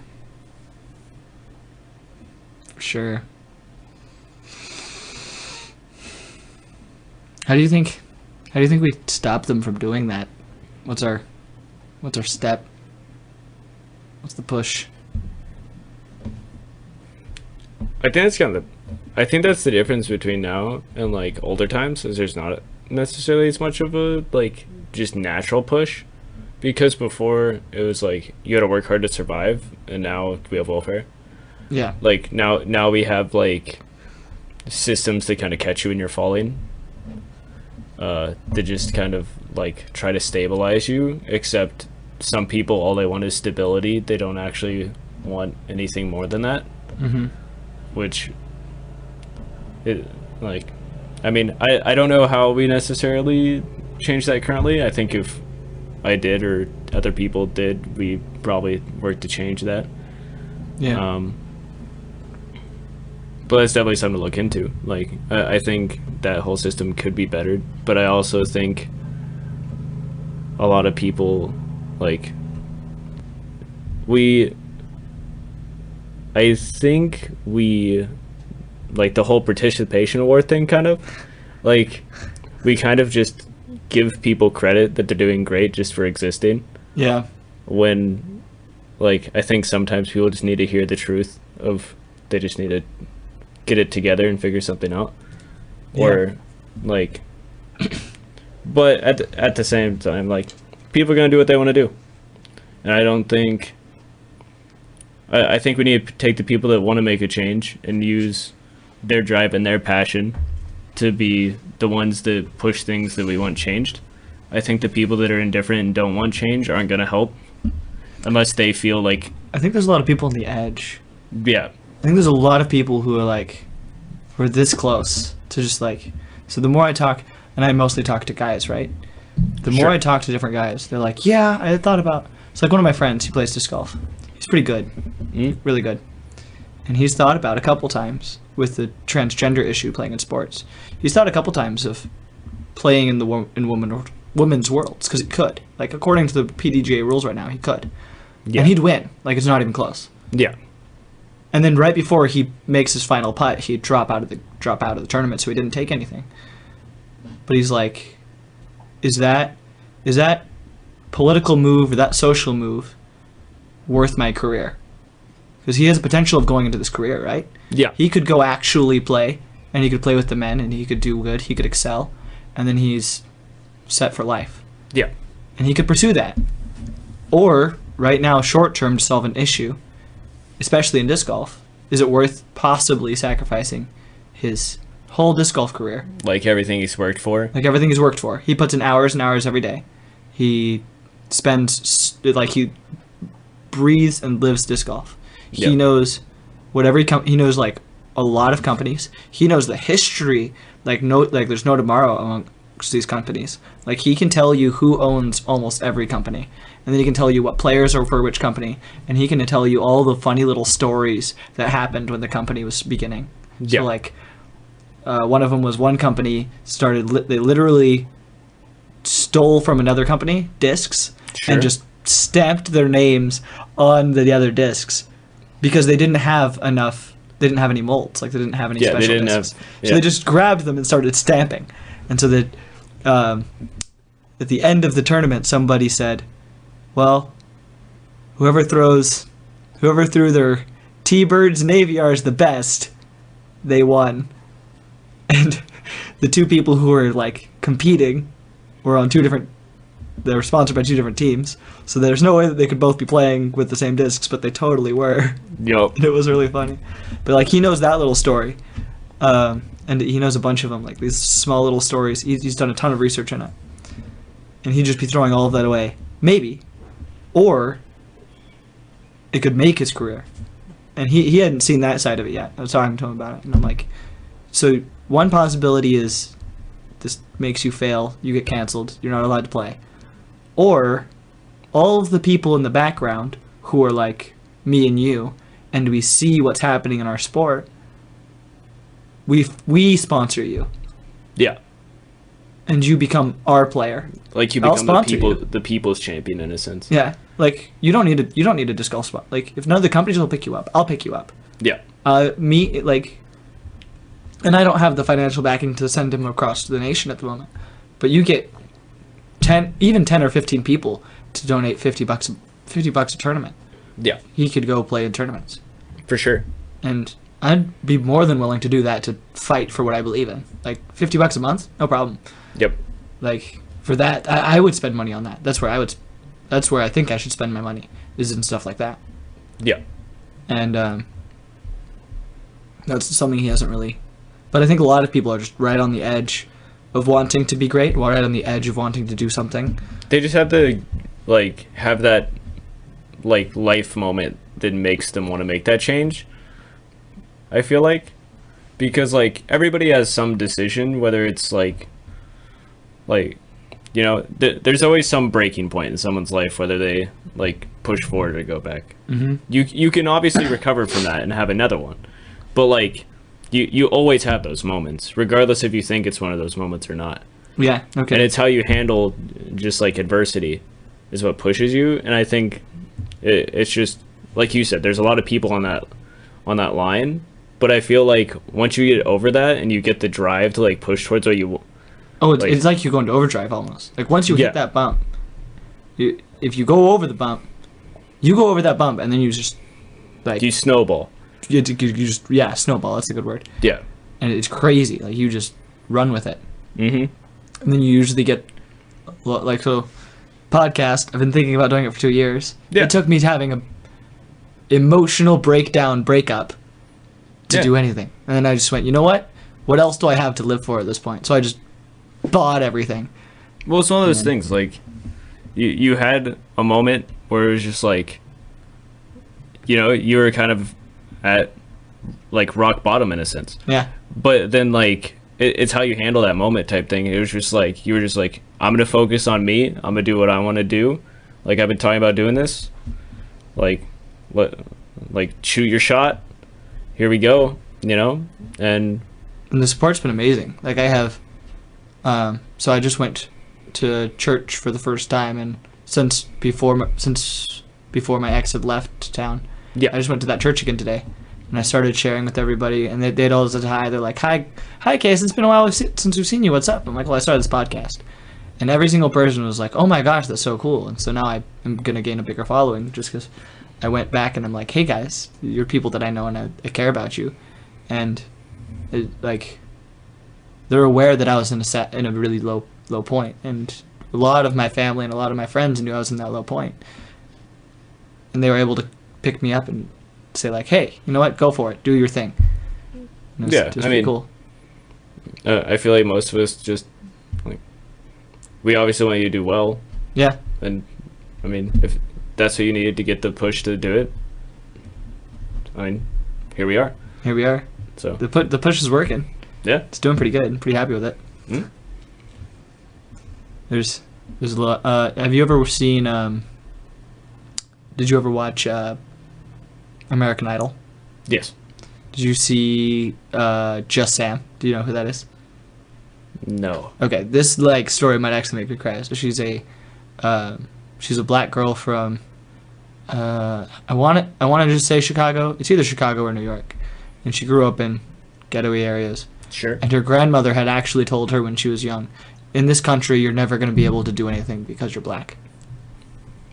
And her grandma believed that. Like, that wasn't something that she just told her granddaughter but she actually said that. And so this girl named Just Sam, it was New York because she performed on the subway. She went on American Idol, and she used to just perform on subways. And she goes on American Idol, and she ends up making it to the finals. Mm. And the grandma like comes out and she's like, I was wrong. You made it. And she danced with Lionel Richie, and the grandma was super happy because she got to dance with Lionel Richie. And so but that push that the grandma had given Just Sam, I don't actually know if her name's that's her stage name, it's Just Sam. Yeah. And so Just Sam took what her grandma had said, and that was probably a low point in her life, and went, you know what, I'm gonna do what I can with this, and just like you said, snowballed into eventually getting into American Idol and being in second or third place. It was really cool to watch. Yeah. I mean, proving people wrong is also a very strong motivator. Yeah. So She wasn't doing it in spite of her grandma. No, not in spite, but it's just like, let's go. At the same time, it's like, I'm gonna do what I want to do. Here we go. Yeah. Like, and obviously it took her a couple years after, like, a while to get there. But that's a really cool. That's how it works. You put in work. You try to get to where you want to be. Yeah. So. Trade up. Yep. Climb that ladder. I was gonna say, one of the big ladders, extendo ladders. Yeah. Yeah. Don't fall. It hurts. Yeah. Don't But step on one of the smooth edges. If you do, just check for the canopy below you. It'll be fine. Yeah. Yeah, you'll be fine. Just hit a tree or two on the way down. Free falling. Yeah, it'll be a good time. Mm. I think that's the first time I've sung on the podcast. Good job, everybody. You made me sing. This is your fault, people. Media stuff. That was where we were at first time, if you want to head back there. We were at media stuff, yeah. A long time ago. At one point. Yeah. Oh no, that's my favorite part of like conversations like this though. Yeah, it's like you can. I wouldn't even call them tangents. Like it just. Oh, it's pretty tangenty. Well. Yeah. Yeah, it's pretty tangenty. But like it's an ebb and flow of conversation. Like that's just how conversation works. Yeah. Normal conversation. But it's just like. It's just so fun to see where you end up from like some initial topic. Like it's like we're gonna talk about social media, and then we just end up just being like, this girl jumped out of a plane.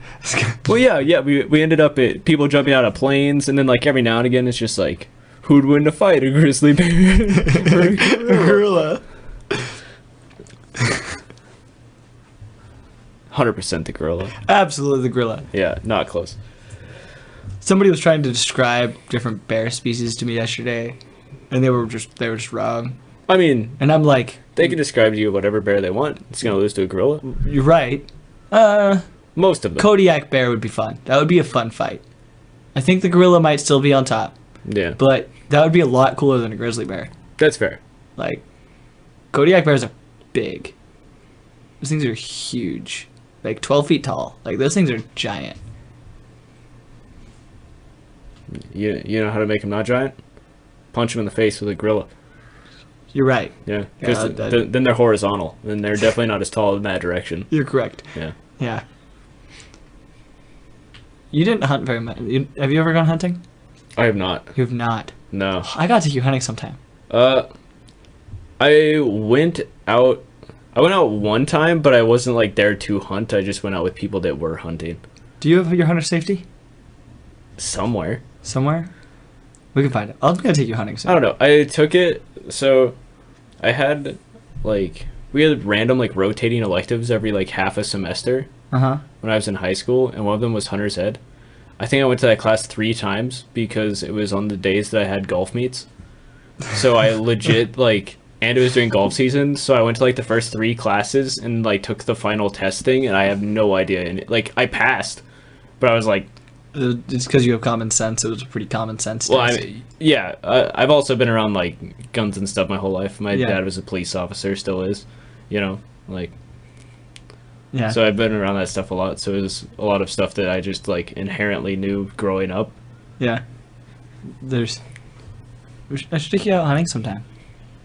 You, me, and Big T could go get a deer. Maybe go shoot deers. Go shoot them deers out of the field. Yeah, they don't kick my car. Yeah. Did you have a deer kick your car? Yeah. Wet? It just came You up. didn't know this? No. So it was a couple years back. I went back home to my hometown to visit my uncle. We were playing a golf tournament. And afterwards I was coming back home, and I had just left town. I probably got I don't know, 3 miles out of town, and then all of a sudden a deer just jumped there right in front of me. And me being me, I decided I was going to drift around it instead of hitting it. Yeah. Like a normal person. Also, it was huge, and I drove a Mustang, so I would just take it on its legs and it would just fell on me. Yeah. I would there was if I would have hit it, I was dead. Yeah. Because it was huge. Giant. It was huge. It was big old buck. And I was just so a couple weeks before that, I had one jump out in front of me, kind of not as close, where I could react, and it just ran back the way it came. So I just straight guessed and just drifted that against that way and just hope it followed what the other deer did and went the same direction. And it did. But when it turned around, it just kicked my car as I legit slid around it. That's pretty cool. Yeah. I was just man, I feel like a Need for Speed driver, and then he just kicks my car, and then it broke my blinker, bent my hood. I just had a solid foot, I just had a hoof print on my front quarter panel. Man, that's crazy. And then so then I just was gosh dang it. So I just turned around, went back to my uncle's house. I was just I'm just gonna stay here. I'm not driving home with this thing. And that's fair. Had to get the cops and insurance and all that stuff. But that's really funny. Yeah, it's just stupid. Did you ever watch Gilmore Girls? I have not. That's fair, because it's kind of a chick flick TV series. Yeah. But my mom was obsessed with it, and so one of the first episodes. Maybe it's not one of the first episodes. Now the comments is gonna get mad at me, but an episode I watched, this girl's parked in the middle of the woods, right? And she didn't park. She stopped at a stop sign, and out of nowhere, this deer just comes and hits her car. Yeah. And it wasn't real. I mean, it was all set up because it was a TV series, but I mean, it happened to my dad, so I completely believe it. There's, so I grew up LDS, and some of my LDS missionaries. Yeah. One of them told me the story. Their grandma, them, and their mom were driving through the canyon, middle of nowhere. Right? They stopped because they, I think he needed to go to the bathroom, and deer falls from the top of the canyon onto their car. It just smashes the car, and so this dude's literally out of nowhere, 120-foot cliff, maybe higher, just deer onto the car. Oh my gosh. I don't even know how you explain that to an insurance company. It was riding deer, I promise. That's That would be terrible. And then they were just stuck in the middle of the canyon. They couldn't get in their car. Yeah. Yeah. There's a deer on it.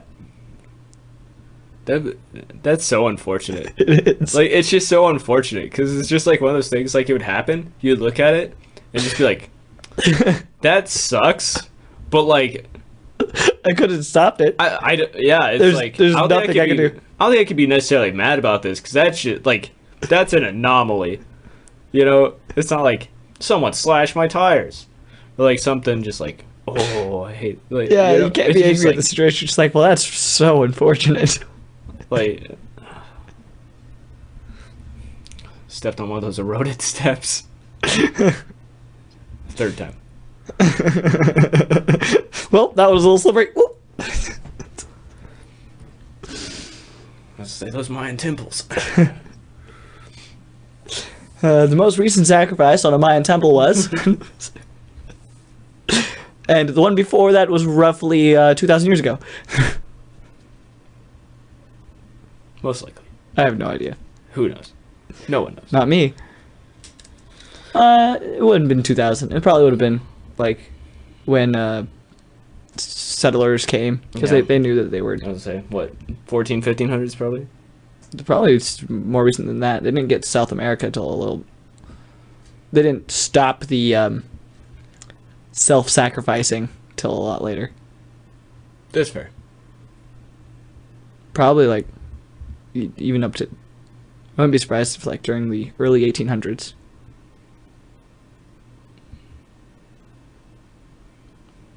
Maybe. Who knows? I don't know. I don't know. I just work Not here. gonna lie. Been a while since I've taken a history class. Yeah, me too. Yeah. Yeah.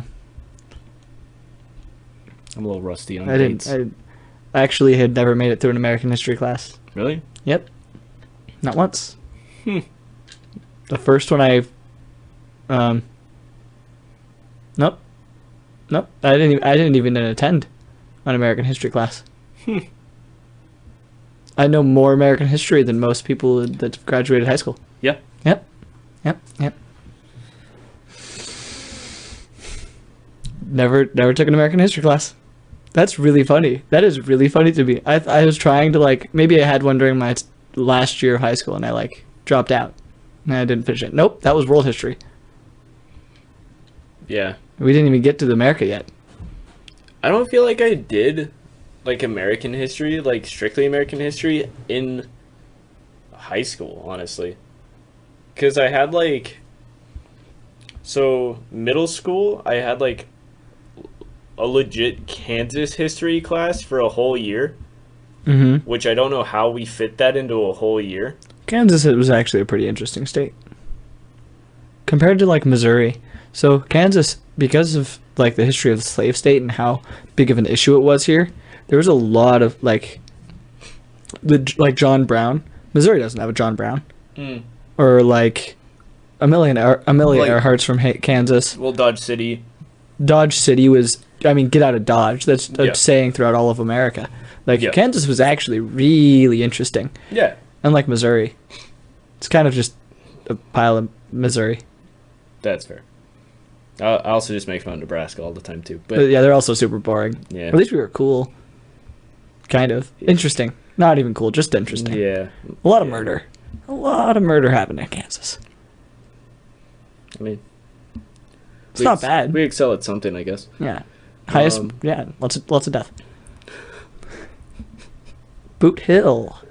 Ooh, we're famous for that one. Yep. Yep. But yeah, so I had the Kansas history class that somehow took up a whole year. Even with all this, I don't know how that class took a whole year. Oh, Like it was pretty stretched.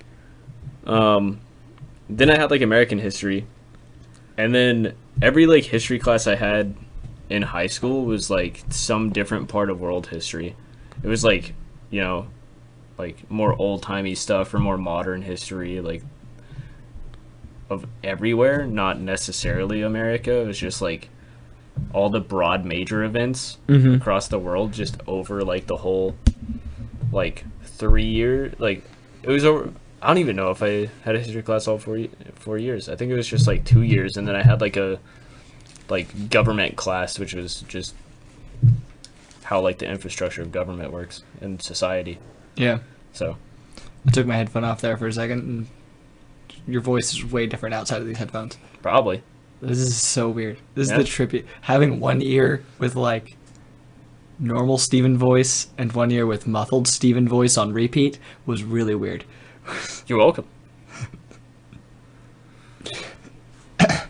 Could you hand me a can out of the Cooler? professional cooler that's definitely a cooler and not a box with styrofoam? A can? Yeah, a can. I got here. Thank you. You're welcome. It's definitely not branded. No, there's no branding on. No, not branded. I'm not putting it in a cup so that you can't see what it is. So this can, when I was in Alaska for a while, my upstairs we have a fish tank, and it overflowed. Somebody didn't turn off the water to it, and so my house was flooded a second time since I've lived here.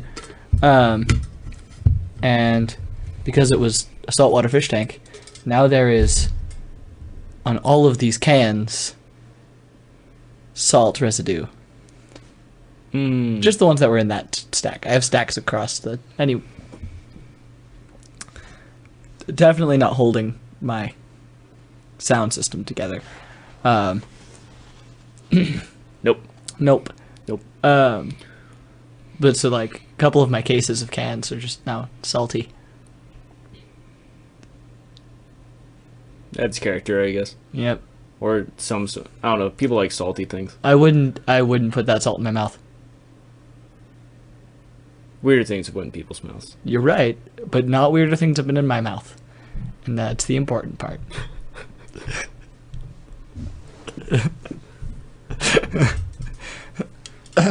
I have standards, Stephen, of what is allowed in my mouth. And that salt is not one of them. All out this time. So, like, it's really gross. The ocean's gross. Oh, yeah. And if you take the ocean and you condense it into a can and you put it in your house, also known as a fish tank, Yeah. it's not less gross. Oh, like, I went to Europe, like, forever ago, and we went to, like, the Mediterranean. Yeah. We got in, swam around in there for a while, got out. I swear to you, I found salt in random places on my body for, like, the next 4 days. Oh, like, I believe you. I was just caked. Yeah. Like, it was disgusting. I will never do it again. Even if I go to Europe again, never swim in that ocean or sea again. Whatever it is. I haven't been in it yet, but there's been like, I probably will one day. The Great Salt Lake during the dry season, you can like float on top of the water. Now, because of my body density, I'm just gonna like be a normal person floating. Yeah. But everybody else can like float on top of the water. I don't float, everyone. Like I sink. I have been swam for 8 years, and many people tried to teach me how to float, and I just sink. Like I can't float. I think it's just kind of like the body makeup. Yeah, because other people my size can't float. Yeah, I also don't float well. Yeah, and Zach Miller didn't float. Yeah. Not Zachariah Miller. Yeah. There's Zach. Yeah, that Yeah. didn't that bought cars and then left. He's still here. He just doesn't love us anymore.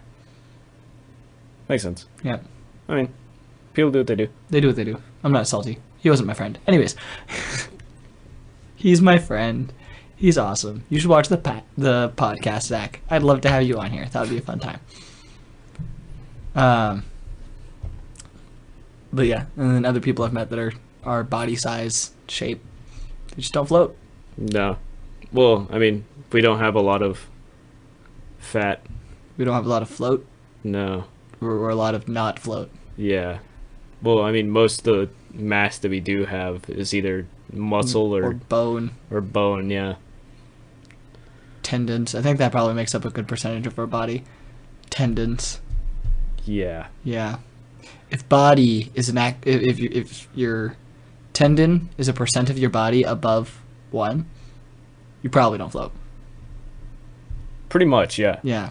Yeah. So you have like 2% tendon mass, you probably don't float.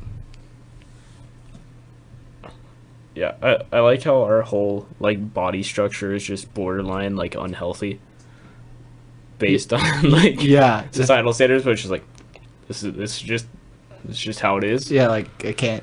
So during high school when I was in swim season, granted it was swimming, but Yeah. I would eat like literally for a week I ate 6,000 calories a day, Yeah. and I gained 5 pounds. If that. It was 5 pounds. I gained that 5 pounds, Steven. I'm proud of you.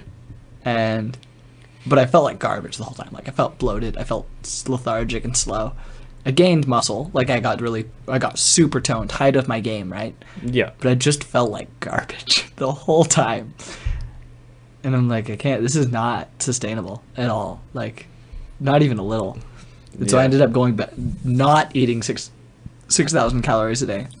And I started to get, like, I knocked it back down to 2. So I literally took it down to a third. A normal person eating standards, I don't think that's normal. 2,000 calories a day is what the average person eats, I think.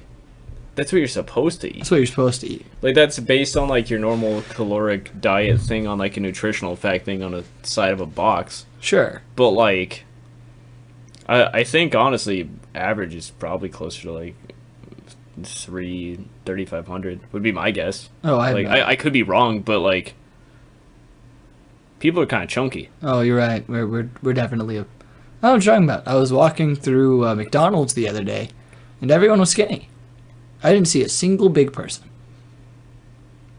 And then after I got out of my my McDonald's, I went over to Wendy's, and same thing. Yeah. Yeah. And then after I went to Taco Bell and then remembered, oh yeah, I had a blindfold on. I took it off and then realized, oh, I'm an idiot.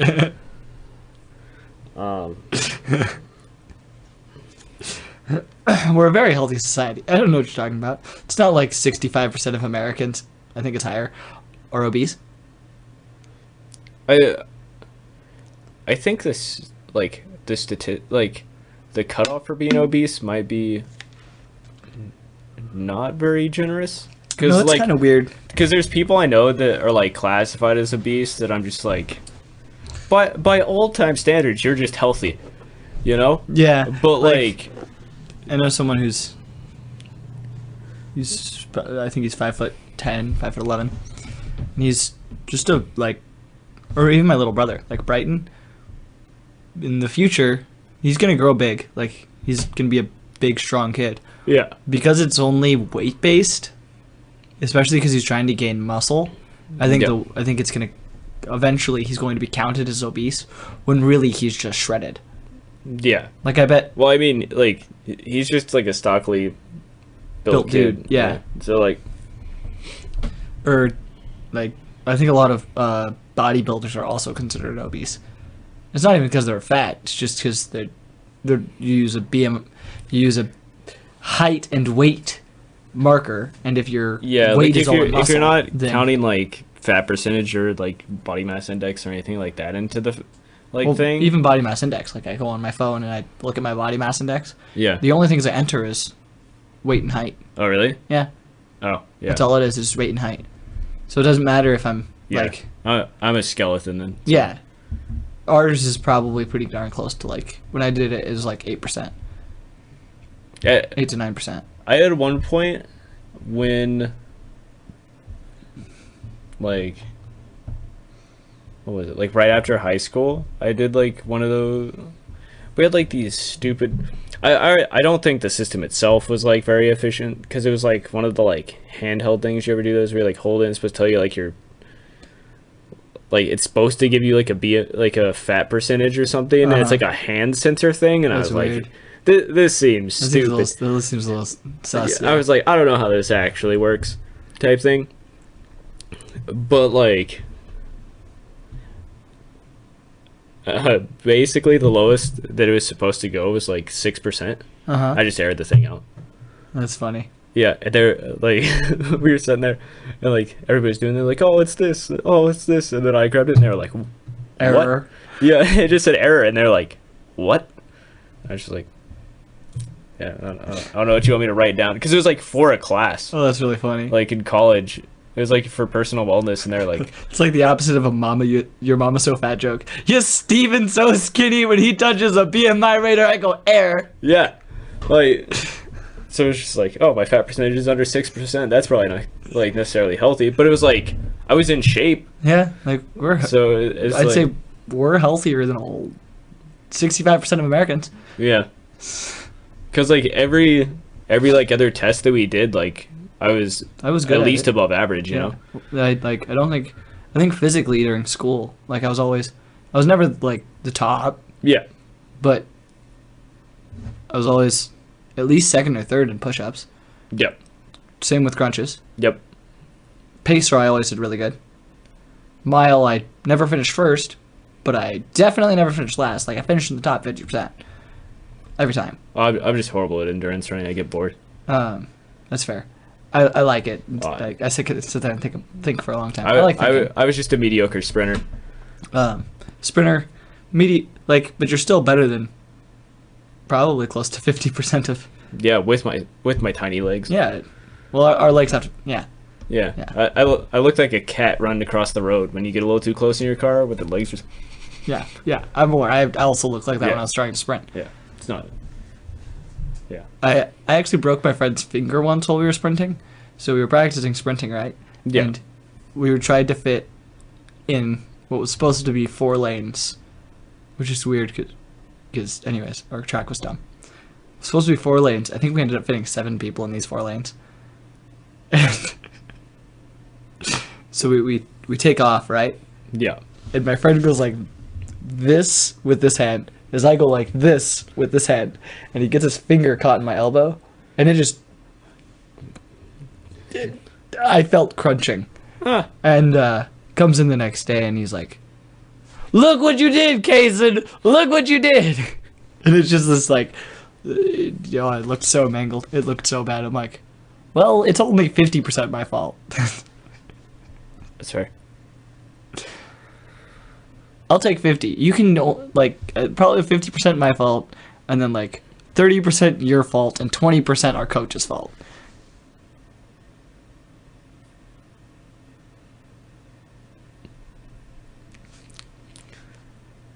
I guess. I don't know. I don't know if it's anybody's fault. You just randomly elbowed someone in the finger, or he fingered your elbow.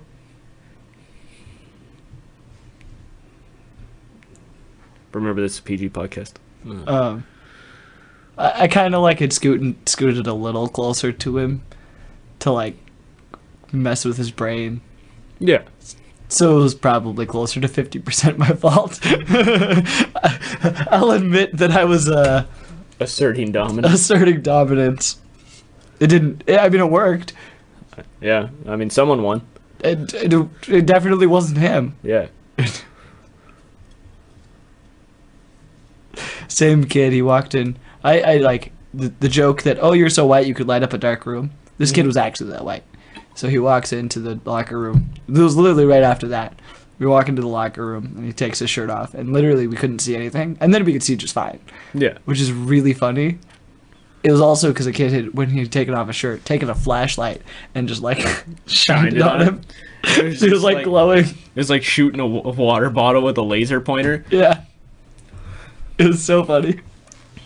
That one was really funny.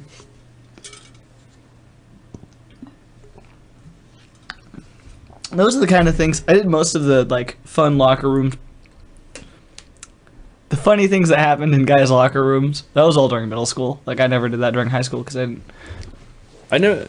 What's funny is I never really did a lot of the things during high school because like the only sport I played basketball like 1 year, but like most of the time I just played golf. So like we never used the locker room. We just like every day, I would get out of school, go home, grab my golf cart, drive my golf cart to the golf course, and then I'm not walking like these other people. I own a golf cart, you know.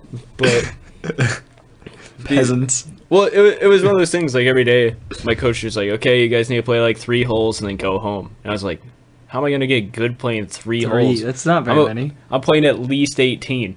So then, like, one day, he was just like, you know, we're going to play 3 holes. And I was just like, hey, I'm just going to go get my golf cart. I'm going to play 18. He's like, oh, okay. And then, like, ever since that, I play, like, 18, 36 holes every day after school. Yeah. You know? But... There's a lot of fun things so I dropped out of high school when I was a sophomore, right? Yeah. There's a lot of things that I've kind of missed about it. I'm happy that I did it in the long run, because it was probably a lot healthier for me mentally. Yeah. But, like... You miss out on other experiences that... And I think what, like, looking back, the thing I probably should have done different was just pick a different friend group. Like, I should have just been probably part of the Hick group. Honestly, I probably would have fit in with them better. Like, I grew up hunting, fishing. I liked trucks. I liked guns. So that's probably the group I probably should have been with. But, I don't know. I also didn't like to do a lot of their, like, really dumb stuff. Because Hicks do really dumb things. I was always just kind of in the middle. Like, my best friends were definitely, like, the, like... more like nerdy gamer people that people didn't want to hang out with necessarily, you know, like in high school. But then like I was still like decent at sports, so I still like hung out with the more popular people, but I didn't party or anything, so like I just didn't do that with any of them, you know. And then like I was kind of just like okay with everybody, you know, because they're just kind of like, I just didn't hang out with people. Like, I would just come home after school and then I'd go to the guild and chill with... I guess I did hang out with people. I chilled out, hung out with the guild people. Yeah. Like, that's the thing. I had a bunch of people that I, like, liked being around necessarily, but at the same time, I don't necessarily think all those people are, like, people I would consider, like, friends, you know? Like, yeah. There's a lot of people, even at, like, the guild, for instance. We go there, we hang out all the time, you know, stuff like that. But there's not that many people, the people that go there, that I would, like, go out of my way to hang out with outside of the place. I feel honored. Yeah. Like, yeah, that makes sense. Like, you know what I mean? It's just like there's certain people. I think we should do things more often though. Like, I think the couple of us that are like close, I think we should go do things more often. I don't know what those things would be.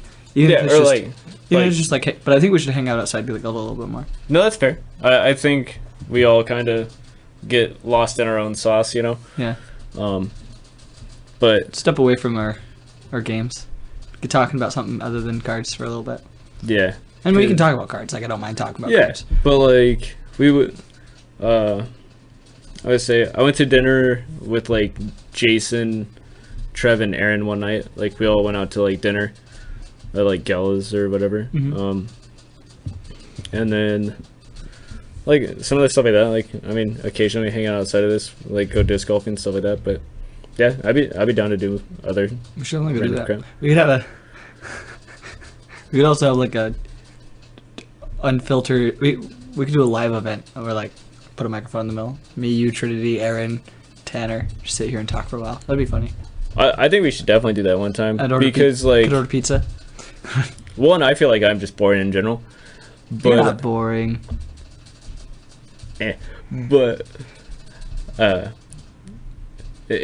like I definitely enjoy being in a room with some of those other dudes because they're like pretty good. Well, like, they're just so strongly opinionated one way or another, and it just cracks me up. We're all so strongly opinionated, which is one of the fact that we all get along is freaking amazing. Yeah, like, that's 100%. incredible. That blows my mind. The fact that, like, so we all agree on certain things, right? Yeah, and we all just have like a base where we know we're all moral people. Yeah, and then from there, except one, most likely. Who is not the moral person? Oh, probably Aaron. I don't know. I actually think he's more moral than you think. I know. I watched him. We can make that joke, but like, I thought he didn't have empathy, and then I brought him Rex's baby, and he went, "Oh, little baby," and I'm like, "Okay, no, you're actually a good guy. Got it." Like, yeah. But he has moments. oh, absolutely, he has moments. Yeah, more than most, but still. But we could just, yeah, that's like we're so strongly opinionated in whatever we're like everything, and I think that's a really good thing. I like that a lot, actually. That's something I'm a big fan of. Oh, that'd be an experience. We could do a live event. You want to do that like next week? I don't know. We could try to set something up with everybody. We could try to set something. That would be interesting. I bet a lot of people would watch it. I mean, it would definitely be interesting. That's it would definitely for sure. be fun. I'd enjoy that. But Hey I mean, guys, outside of that, if we ever coming up. all want to, I mean, we could all go out and do random crap. I don't care. I think we should do that sometime. We could go to the new fort, throw some axes. I haven't actually been there. Neither have I. Um, I saw George there yesterday. really? That was interesting. Yeah. Stopped, gave him a hug, said hi, George. He's pretty cool. Yeah, George's a cool guy. I like George. Yeah, I mean, what you say hi to George and they end up talking to George for an hour and a half. But You end up George talking for an hour and a half. Yeah. I said me talking to George. Yeah, it's George talking to me. I love George so much. It, He's such a kind-hearted soul. oh, he makes me like he's just like so nice all the time. I'm just like, God, how's he so nice? How can you be so kind? Because I'm just The like thing with the hoodie the other day, I'm a jerk. I literally started crying. Like I came home and I cried. I was so happy. Yeah, And I was gonna go like literally I would have dropped from the tournament and gone. He didn't let me. Like he left first and I'm like, no, let me go get you a hoodie. He's like, no, it's fine. I'm like, no, let me go get you something. Like yeah. that was pretty cool. He ends up, I have one in my car still. I'm gonna wait till he will take it. Like every time I see him, I'm like, take this thing, and he's like, no, and I'm like, here. He's like, no. I'm like, you're taking it. Take the hoodie. Take the hoodie. He returned a hoodie of mine that I've been missing for a year. Yeah. For those who don't know, and that was just a really awesome moment because I've been looking for this hoodie for a year, and I recognized it inside out and backwards.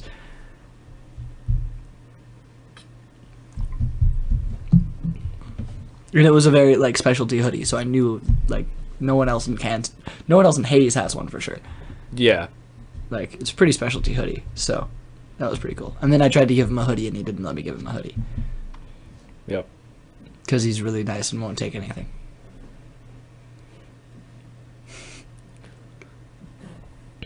I literally that day, the day after that, I was driving down Maine. I was gonna go to the guild, but I was gonna stop by the Arc first to pick up hoodies, right? Yeah. And I see Nick, and I pick up Nick because he's walking, and I'm like, okay, I can just give him a ride. So I'm like, hey, you want to ride? And he's like, sure. So I stop by Sir so I could get a drink, and he get in my car, and I'm like, okay, I'm gonna stop by the Arc real quick. I gotta pick up some stuff, and he's like, okay. So we go there, and I just find like literally I just grab 5 hoodies and walk out, and then I'm like, you know, this is something George would do. And so I have like $5 extra, and I hand the girl at the counter, and I'm like, all right, I know it's only like $5, but like whoever comes up next, just take $5 off of their stuff. And so she's like, okay, that's really nice. I'm like, yeah, and whatever. And so I leave, and Nick's like, what are you doing with all these hoodies? I'm like, well, I'm gonna go give them to the free store. And then he's like, why'd you give $5 to the extra $5? I'm like, because it's something George would do. And he's like, who's George? Like, so I told him the whole story with the hoodie, and he's like, Kason, you're a really nice person. I'm like, thank you. I try. But like this just short, small, little experience that I had, I think that I'd actually like. Nick's a good kid, and I think that really like helped opened his being. So Nick's quite a few years younger than me, and just being kind around those who are younger than you, I think it makes a huge impact on them.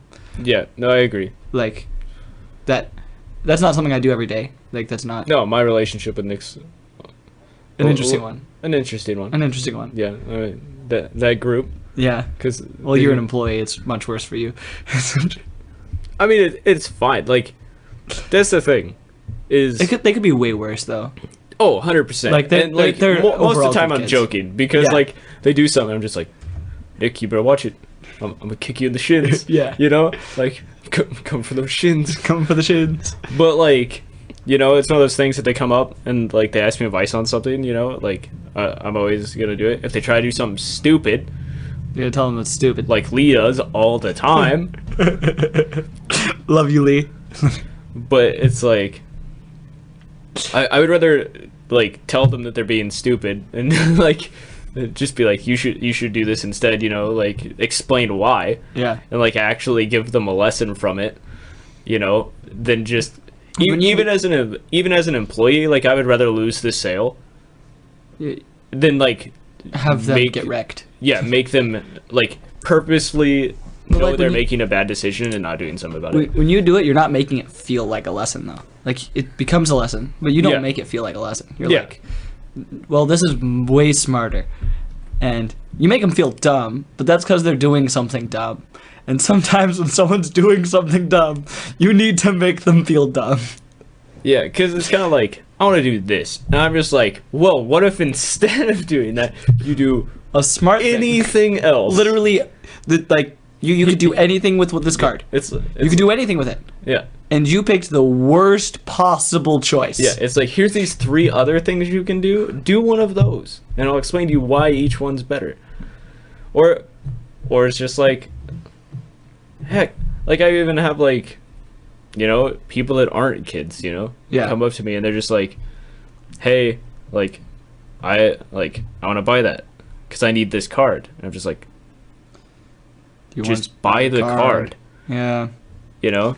And they're just like, but I can open it.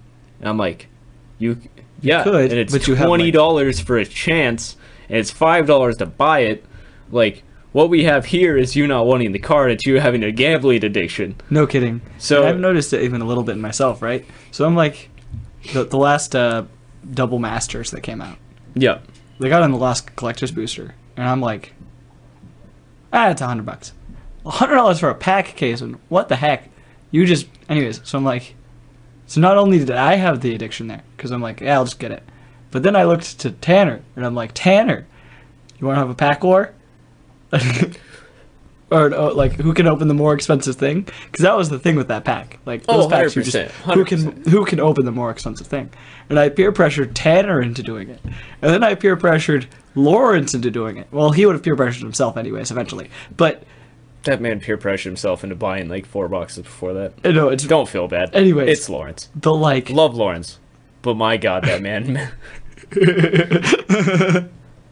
But like, not only did I hurt myself in that gambling addiction, but I peer pressured Big T into doing it, and Lawrence is probably He was doing it anyway. he was gonna do it anyway. But I incited it, Yeah. I Like, encouraged, and we all did fine. Like Well, none of us were sad. it's one of those things, is like, stuff like that I don't necessarily consider like part of the gambling addiction necessarily. Like, I feel like Spent that's more, $100 on a booster pack, Steven. I'm not saying that was a good choice, but I'm not saying it was a gambling addiction. It was a bad decision. But like, Brandon, Shimi, and I always, one of us will, like, Brandon usually will just like, oh, well, these collector's packs. And I'm like, Brandon has the worst luck with them. oh, he's so Oh, bad. it's so But sad. then every time he does, I'm just like, Brandon, I bet I could beat you. Well, Texting- it's not even hard. yeah, because we He so tries to do the it's- Todd thing where he's like, "You want what card?" we just have yeah, we have one of those things where we do just have like the friendly like pack battle thing, and obviously we all spend too much money on it because it's just like it's always collector's packs, so it's just like well, that's because we're it's always the most spending expensive one. Yeah. yeah, we're always spending like $26, you know, just to like try to flex on each other. Who can But open the? but it's like What a a weird friendly flex. thing. It's not. It's like a friendly like competition more so than it is like I'm opening the thing to like fair. you know fair. like the intent's different. Yeah, the intent's way different. And when we're done, we're like, so like, me and Shimi opened one once, and I opened up mine, and I'm like, man, I got some good, like, I think I ended up getting like $100 worth of stuff out of it. Yeah. And then Shimi opens his. It is like way better. Yeah. And we're like, okay, there wasn't, like, Shimi won, but I sure as heck didn't lose. Mhm. And then we peer pressured Tanner into buying one, and he got an Assassin's Trophy. there's And he just lost. Like, it was so bad. there's like nothing more I love in life than pressuring Big T into doing stuff. It's so funny. It's so sad too. Like, you almost feel guilty, but you're like, wait a second, don't. it's kind of funny. It's kind of, I don't. oh, I kind of feel guilty sometimes. I don't feel like I ever make him do something that's that, but like Just something bad. You never get I him to do also something bad, I also but- just like randomly enjoy like just out of nowhere pushing some random limit on like things that I should say, and then he's just like never expecting it, and just, like glitches out, and I just like sat there and just watch him. I'm just like, yes, this is what I was going. There's just a little delayed, and then a reaction. Yo, Yep. His whoa! It's pretty good. It's pretty good. cracks me up every time. Yeah, we should definitely do that live thing sometime. That would be fun. Oh, I completely agree. Maybe we could do it for like, oh, we could do that for New Year's. Yeah, we could probably do something like that. We could do a New Year's live stream. That sounds like fun. I have a little bit more of a following then. Yeah. I'd probably be down for that. I don't think I have any New Year's. Well, I mean, I usually don't have New Year's plans. I don't drink, but Neither do I. Perfect. Yeah. I don't mind if a couple of people bring like a beer or two. Like, that's not. yeah. I mean, I don't know who would. Maybe Tren. But I don't even know if Tren really drinks that much. I don't think he drinks that much. You're right. Yeah. It would just be. Yeah, none of us really drink No. ever. No. No. Kind of boring. By societal standards. I don't think we're boring though. To me, I have a lot more of an eventful life than people who go party every weekend. Well, that's fair. Like, Yeah. I definitely do just random stuff. But I also feel like I'm very, like, in the moment-y kind of guy. I don't plan things very often. yeah. I know. But, yeah. I'm just kind of like, I'm just going to go do this. I have recently become a planner. I am the person who instigates all of the plans. I'm like, we should go do this plan. We should go do this plan. Because if I don't, then nobody else will. And we'll all just chill and not do anything. And I like doing things. That's fair. So I'm like, hey, everybody, we should go do a thing. Yeah, I've also tried to, like, divide my, like, I haven't necessarily got to where I'm, like, planning, like, things to do all the time, but I try to break my week down more into, like, things I need to do just throughout the week. It's, like, 2 days a week I want to get out and, like, hang out with friends type thing, you know, because it's just, like, I feel like I should. I Yeah. feel like that's a good percentage of the week that I go do something, I interact with people that I want to interact with, you know, and then, like, I obviously have one day that I have to do, like, housework, cleaning, whatever I need to do, you know, and then I just kind of, like, I need to devote more days to that one. honestly, same. I probably need the second day, because I feel like I'm always behind, like, I'll show you my little, like over by that pool table. yeah. Oh, it's great. It's spotless. Well- Mom, it's clean. I promise. I don't know. Half the time I feel like I need to dedicate 4 days a week to organizing my office and all the stupid cards, man. I have them all of my cards, except for the ones on the pool table. I have all of my cards on that shelf, and I'm so happy that I have all of my cards on that shelf, except for the ones on the pool table, and they're getting there soon. I'm about ready to start paying all you to come help me, because I just look at it, I'm like, oh, that's daunting, and then... So before I moved here, this desk Yeah. was filled with cards, I don't want to talk about it. and like some of the piles were like literally this high. Yeah. And so Catherine helped me move out, right? Yeah. She like cleaned all of my room. Meanwhile, I was cards. Yeah. And she's like, you can just put them all in a box. I'm like, no, I can't just put them all in a box. That's not how that works. She's like, okay, you're right. You know what? That's fair. You actually can't put them all in a box. Because she had a little bit of magic experience. And she's like, that, you work on that. And then I carried all the boxes because I was the dude. But Well, I mean, mine's also worse, because I just randomly have, like, 3/4 of Skylar's collection on top of what I also just how randomly did you had. guys decide that? He just kept what he wanted, Okay. That's fair. basically. Because, like, for the most part, we knew what value cards that we each owned. And then everything else, he was just like, I don't want all this bulk stuff. I'm just going to keep, like, the couple decks that I'm going to play type thing. And he's just like, if I... Like, it was just one of those things, if he was ever like, oh, I think I left this there type thing, you know? Then you'll get it back from him sometime. Yeah. Get it to him sometime. That makes sense. But, I don't know. All in all, I'll probably never do that again. That was a horrible decision to, like, just mix everything together like that. Yeah. It was, but Me and Brighton have done it a little bit, and that's just it's just hard to undo. yeah. Well, like, unless you actually actively track it, Yeah. it's basically impossible because you're doing it all off memory. And I feel Yes. like I have a pretty good memory, but every now and again it's just like, You just forget something. So this last standard event, right? I borrowed cards out to Brighton, my dad, Brennan, Tanner. man, it sounds like something familiar. And I think that's it. So I handed them all out cards, right? And then I was borrowing some cards from Tanner. I ended up, I think I had eventually gotten all my deck, just mine. I think. Yeah. So my deck's just mine. I ended up owning all of it. Either buying it from Tanner or buying it online. Mm. One of the worst things was I went to buy everything online. Totally forgot what I bought online. Then I opened packs and unfortunately opened the cards I had bought online, which were the same cards that I was borrowing from Tanner. That's how it works. So I opened them, and now my deck was full, and now I had these cards come in the mail that I no longer needed, and I was so sad. I was trying to keep track of which ones were Tanner's, and which ones were mine, and which ones were cards that I opened in packs. And then I had also, like, traded some of Tanner's, so, like, I'm like, I know I got this from Tanner, but I don't remember if I paid him for it or not. Yep. And I think we ended up getting it all squared away. And, but that took a lot of brain power, because then I also lent out half of Brennan's deck, and some, I don't know how much of Brighton's, and then some of my dad's. And it was brutal. It was so brutal to keep it all track. My brain cooked a little bit. Oh, yeah. Yeah. No. Oh, and I borrowed some out to Calvin.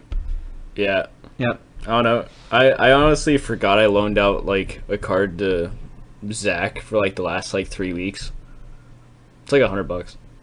The one card. Just, like, completely forgot it existed. The before Zach? No, Douglas, the Yu-Gi-Oh player Zach. Oh. I was just, like, completely forgot about it. And he was just like, oh, I have your thing. And I was like, I forgot. Like, just having those that moments. other Zach that used to play Magic? Yeah. He has a playset of my Stomping Grounds. Mm. And a playset of my Actually, Brighton's playset of Stomping Grounds. And my playset of Blood Crypts. Never got those back. Nope. I need to text him about it sometime, because that's actually, like, money.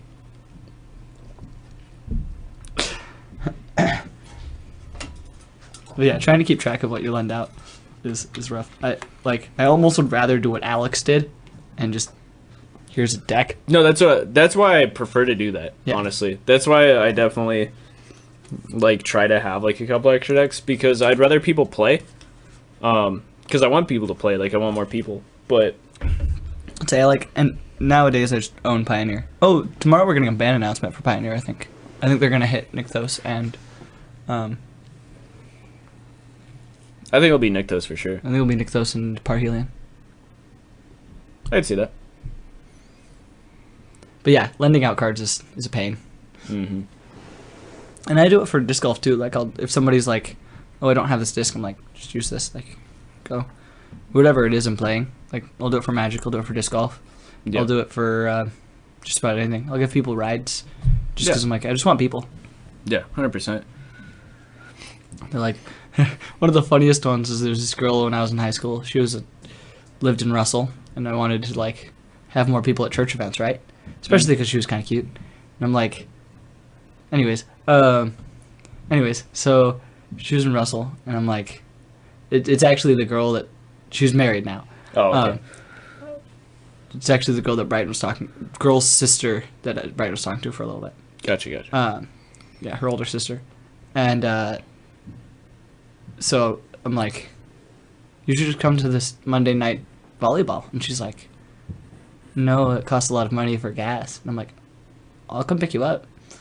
And she's like, you're not gonna drive 30 minutes to there to pick me up, 30 minutes back to play volleyball, and then drive me back 30 minutes, and then drive back by yourself for 30 minutes. You're not gonna drive 2 hours just to do that. And I'm like, Why wouldn't I? why not? Yeah. She's like, that's stupid, Case. Why would you do that? And I'm like, because you're a friend, Yeah. and I'd rather have another person to play volleyball. Yeah.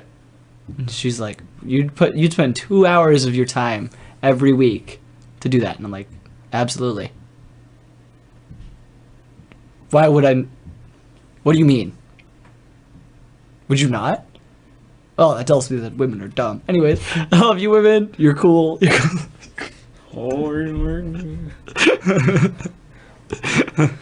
Look what men are willing to do for you. Anyways.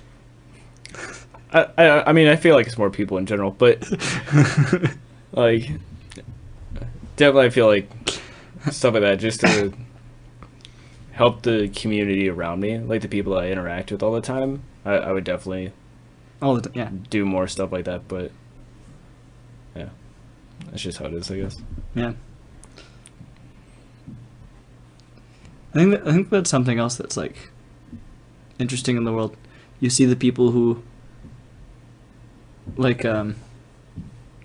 Mr. Beast, who just hands out money like there's no like Yeah. he actually doesn't have that much money. His net worth is insane. Yeah. But until like, and I think like last year, or the year before, he didn't even own a house. He still was renting an apartment. Yeah, he's very frugal. Yeah, like He doesn't spend money on himself. he recently did get himself a Tesla. Yeah. But after making millions of dollars for a couple of years, after it's buying the fine. Tesla was like me buying a Lunchable. Yeah. Yeah.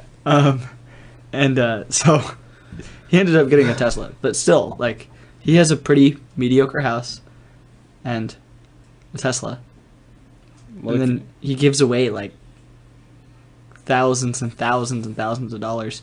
Then also, like, have you ever seen his what he does on Thanksgivings? I think last year he gave out like 600 turkeys. Oh yeah. Turkey dinners. I don't doubt And it. this year he's trying to go for millions. Like, he's trying to hand out millions and millions of like free Thanksgiving meals. Mm-hmm. Like, he also just like most of the money he makes he puts back into content. Like his whole thing. Almost all of it. Yeah, like it's absurd, like because like most people would never do that, No. you know, because it's like they have money, they want to spend the money, and he's just like, I have enough money that I'm good. I just want to be the best I can at what I love to do. And so he has this insane content. Like, so he went through was listening to a podcast he was on. He's like, so this last video I made me $5 million, right? Yeah. And I used $2 of that $1 million immediately to buy another piece of a studio. Yep. And then I used some of that money to buy an island. And then I used some of that money to buy a chocolate factory. And then I had to pay all my employees. And that cost me that $5 million that I made off that video. Yeah. Yep. And then, so now I have to make another video so that I can finish those 3 projects that I started.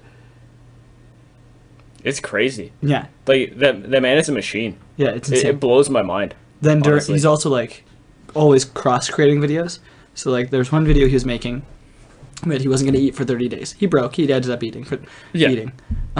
But he, while he was video, because I mean he can't take 30 days off, because then he just doesn't make any money for 30 days. So he then started like filming himself, like doing other videos. So like the chocolate factory video, he did that while he wasn't eating. And he did it really well. You couldn't tell in the video in the chocolate factory video. But he, like, when he was making the not eat for 30 days video, he was like, I was filming this video and I felt sick. Like, I had to walk out multiple times. And, like, the contestants were kind of confused because I was so sick. But, like, he was willing to put himself through that amount of, like, I think he had gone, like, 2 weeks without eating any food. Yeah. And then he was still trying to make normal content. Yeah. And that's just insanity. Crazy. Like, that's pushing your body to the limit there. He like The man doesn't sleep. just in the content space though, he's really on another level. Like, I don't feel like. Don't get me wrong. I think there's people that like are technically more successful. PewDiePie says he's gonna so PewDiePie said in a recent video that in the next year he wouldn't be surprised if Mr. Beast beat him. He would actually be surprised if Mr. Beast didn't surpass him. Oh, 100%. Yeah. I think Mr. Beast has probably like the best approach to content out of anybody. Absolutely. Well, that's what he spent. So when he was 11 years old, he started like YouTube was a thing, and he started to like figure out how to make content. Right, so he started studying all the different algorithms and what made the best videos. Well, then when he was in college, he actually never went to... Well, yeah, him and a group of people skipped all their classes and just got together to figure out how to make content. And figure out how to make content, Yeah. figure out how to make algorithms. Yep. And so he spent like 5 years of his life just devoting it to what is the best way to make a video. Yep. And so when you do that, you're just going to have the best videos. Yeah. When you spend the most time, you're the best. Well, I mean, he also... It wasn't even like just time working on videos. It was time figuring out like the behavioral habits of people and what they look for in videos, and like he just found all the things that like make you want to watch things, or like things that make it catch your eye, things that grab your attention. Like all of the underlying parts of his videos, like So well thought out. so good. Yeah. Because like you'll just see like a Mr. Beast thing, you're like, oh, it's a Mr. Beast thing, and like instantly you just like watch the video. Yeah. Like it's crazy. And it's not even like if everything was Mr. Beast videos, if that was what like everyone was watching, I don't think it would be near circling back to the media thing. I don't think we'd be near as broken as a society. Like right now, mostly like that pops up when I'm sitting there on my Snapchat reels or my Instagram reels. It's like, oh, at least satisfying. And it's just people like scraping soap. Oh, they're fun to watch though. They are. But if that's all you're watching is people scraping soap. Yeah, but it's like, yeah, you're not doing it. It's not productive. And I think like I mean, I don't like Mr. Beast isn't productive, but it's more productive. but yeah, He like, is productive, but watching the video isn't. Yeah. It's more productive than watching you scrape soap though. Like oh no, I learned a lot from scraping soap. Or like the hydraulic press. That guy's got to be a millionaire by this point. This man, it's so much fun to watch things get squished. Yeah. Like, It's so satisfying. oh, it's so cool. Like, I mean, it's so much better than all of the other random like the Skittles one. Yeah. Have you seen the Skittles? Oh, it's so cool. Yeah. Like you're just like, I want to watch these Skittles get squished into oblivion. Like it's just something I want to watch. Oh yeah. Yeah. Or he did Reese's peanut butter cups. He's done gummy bears. Like it's just the coolest one's books. Have you ever seen the books where they just explode? Yeah. That is the coolest stuff. I think like honestly, so much of the random content of people like doing things that are like really well thought out. Like the one guy, God, I can't think of his name. He was like, I think he was like an engineer for NASA or something. Oh, Mark Rober? Yeah. The glitter bombs? Well, yeah, like the glitter bombs and like the squirrel thing. The squirrel thing and was all those. That one was like, so funny. I just enjoy watching those because like I wanted to be an engineer at one point. That was one thing that I thought I wanted to be. So like just seeing all of like his little like like how much work he put into that. Oh, and, like it's so interesting. Uh-huh. It's just so cool to watch. It is. It is so much fun to watch. Yeah, Mark Rober is really cool. I like him a lot. Have you seen what he's done with the scammers recently? Have you seen that one? Well, where he was like busting them? Where he like infiltrated them. Oh, I haven't seen that. I haven't watched any of his scammer videos in probably almost a year. Oh, that's so good. So he actually infiltrated one of the... I won't spoil it for anyone who hasn't watched it, including Steven. But he infiltrated one of the ones in India. Like Yeah. him and a couple... He like partnered up with another another YouTuber, and then another group of YouTubers that were specifically scammer Yeah. attackers. And then he... So, yeah, that was really cool. You should go watch it. Yeah. It's really dope. I'll check that out. No spoilers. I'm not a spoiler person. There's tons of spoilers on here already, I promise. But whatever. I don't know. I won't spoil that one for you. Maybe a little. I don't know. I don't watch trailers. Oh, For, you like, should watch my movies or trailer. anything? I don't like spoilers. There's And no I feel like- spoilers in my trailer. That's fair. But like movies, stuff like that? Nah. It's not even a well put together spoiler. Damn it. Yeah, no, I don't like watching movie spoilers. It spoils the movie.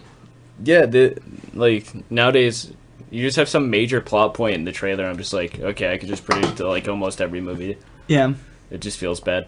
Yeah. I also just don't watch a lot of like My favorite, my favorite trailers are the dog movie ones. Because they always show the beginning where the dog's like this good boy, right? Or they find this dog and they save the dog. Every dog movie is the same. They find this dog, they save the dog, and then they like show a scene of like this dog playing with kids. Yep. And then the dog runs away or gets lost, and then you're sad. And then the dog gets found. And you watch this small trailer and you're like, wow, I just watched the whole movie. That was a great movie. And there's like the dog movies are the greatest ones. Saved me an hour and 34 minutes. This whole dog movie was just right here, and that was a good movie. You know what? You hit me in the feels in this in this minute and 30-second video, better than you would have this hour and a half long movie. Yeah. I mean, you have to grab people's attention, so I feel like you can't really not spoil plot points to an extent, but I think during the high action ones, like I think a lot of the action movies do it better, where they just show a lot of the like action in there, like the suspenseful action moments, where it's not really like the plot, it's more of just watch Tom Cruise jump off a building because that's kind of cool. yeah, like those movies are fine. Some of the other movies, like I didn't watch any Marvel trailers. That's fair. Just because I felt like most of the time they would just release a little snippet of like one of the later fight scenes or like something, you know, and I'm just like, this was like maybe a second worth of flicker of this fight, but I was like, I feel like I have enough context clues. Yeah, no kidding. You know, it just lets it makes you think, and then most of the time, like, don't get me wrong, every now and again they throw a plot twist that's actually good, but I feel like most of the time you can kind of predict things. Yeah, well, especially because in Marvel movies, you know the good guys are gonna win. That too. The Avengers are just gonna win. Like, don't get me wrong, Endgame was really not Endgame. Infinity War, that had a pretty cool ending. Like, they ended the movie with wiping out half of the population. That was pretty dope. And then they're spoilers. Like, I don't care. At this point, if you haven't watched the movie, I don't care. If you haven't watched Marvel up to Endgame by now, I'm sorry, you kind of deserve this. Yeah. Anyways, I'm not even gonna just put spoilers. Anything after Endgame though, I've never watched because it's not relevant. I think it's gonna be relevant again soon. I think they're starting to make it relevant again. It's not gonna be better than Endgame. I have no reason. Fair. I recommend Loki. If you haven't seen Loki, I've heard Loki's very Loki's actually really... So Loki is my favorite character, right? Favorite character in the Marvel Universe. I love Loki. He's one of the most relatable characters. They did a very good job. And when they killed him in Infinity War, I'm like, great. My favorite character's dead, and I know everyone else is coming back except for him. Because Thanos just murdered him. Didn't snap him, just killed him. Yep. And that was so sad. Then they came out with the trailer of the Loki TV series or the TV series, and watched the trailer. But I saw that the trailer was out, and I'm like, oh wait, he's not dead. Oh no, they're probably just doing something back in time with him. And then how they actually ended up doing it was really good, and I highly recommend it. That one I won't completely spoil because that's still a little bit newer, but really well done. Highly recommend. Indeed. I think they're gonna come out with a second series of that one. Most likely. Second season. Because it did really well. It was one of the fan favorites. Yeah. Everyone liked WandaVision. No one really liked I don't think the Captain America one did very well, actually. I think a lot of people watched it, but I think a lot of people were angry at it. What, the Falcon one? The Falcon one, yeah. I think a lot of people just kind of went, eh. I think... What was the other one? I say there's Daredevil. Was there that one was part of the one a couple years ago. Daredevil, Punisher, Iron Fist, Jessica Jones, and the really strong guy. I'm trying to think of what his name is.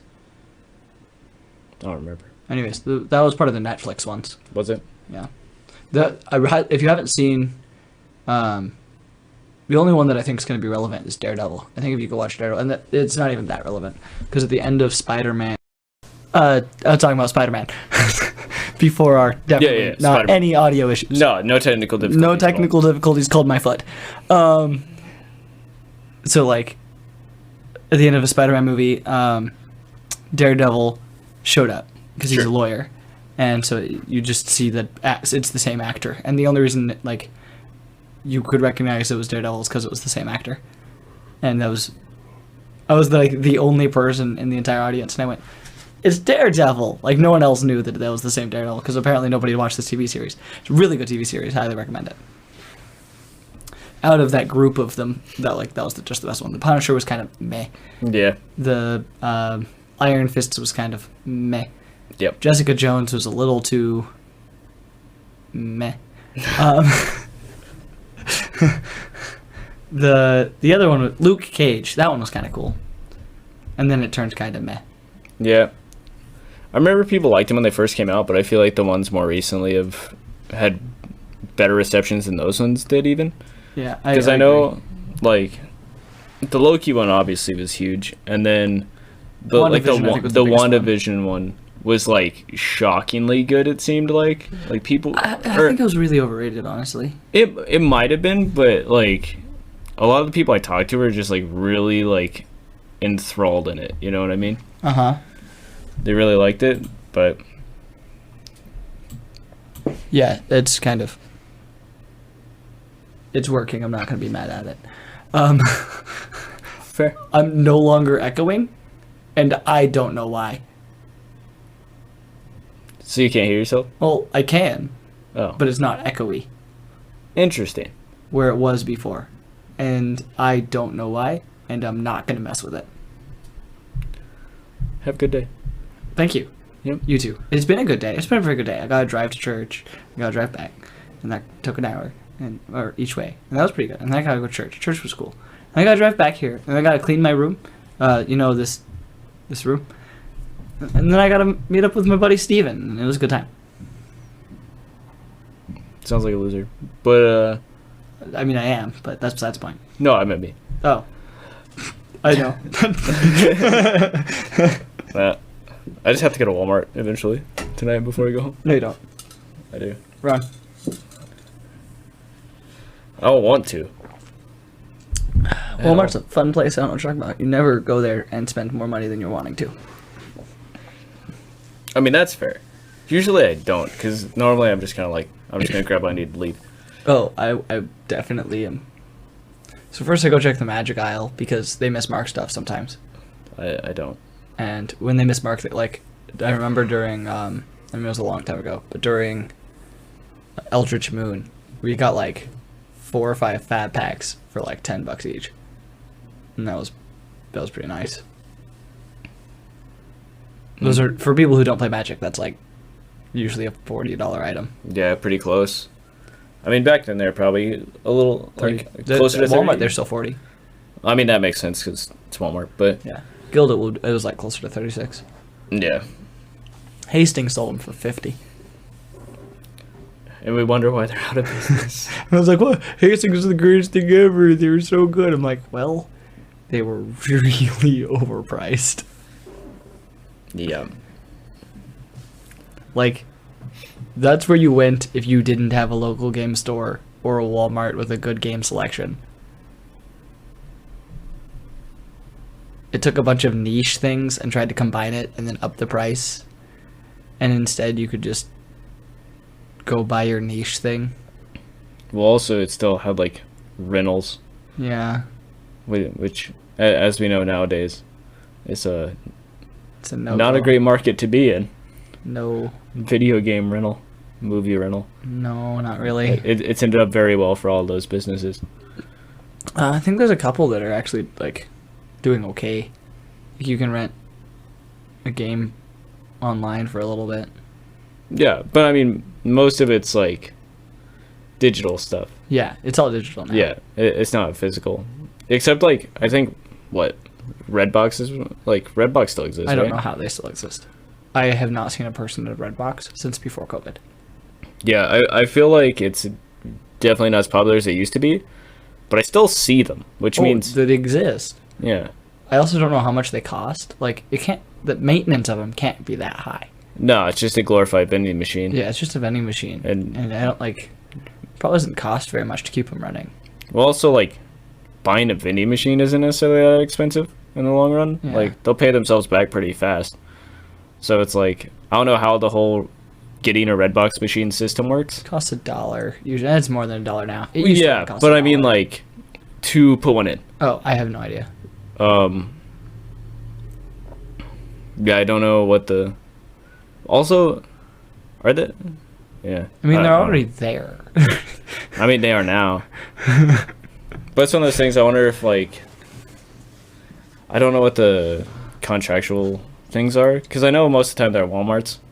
They're at Walmart's. We have one at our local Kroger. And then we also have one at Walgreens. Yeah, because I don't know if they're just like kind of contracted through like something with those places, or if like your average person could actually like buy and place a Redbox machine somewhere. I have no idea. Because I don't think I've ever seen one outside of like a big name place. Chain, yeah. Yeah. I've Because like a normal vending machine, like a Coke vending machine, stuff like that, most of those you can just like buy. Yeah, and then like I've thought about buying one on Amazon before. yeah, well, and like also you can put them basically anywhere. Yeah. Like there's not really that many restrictions on vending machines. You might be able to put one like at the park. I don't know if you can put it on the park. I'm just gonna put it right on a T-pad. Probably shouldn't do that. I know like Right on a disc golf T-pad. Just Yeah. right in the middle of it. But if it's like public property, you can kind of just put it wherever, which is weird. Unless it's like certain like there's like There's very weird ones, niche yeah. spots you can't put it. I'm gonna see if you want to go 50-50 on a vending machine? I talked about it with Danny before. That's funny. Yeah, Just put it in front of your yard. not even the front yard. Like I just figured kind of more like downtown towards the college. Just like Just around College Town would be a really good area. well, somewhere between. I was kind of thinking like somewhere on like 8th Street between like Main and the college. Mm-hmm. Like I don't know, maybe by Where's that, that? maybe So- by that one like random other card shop.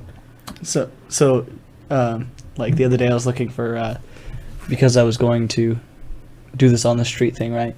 Yeah. I was looking at like rules of like being on public property or being on campus property.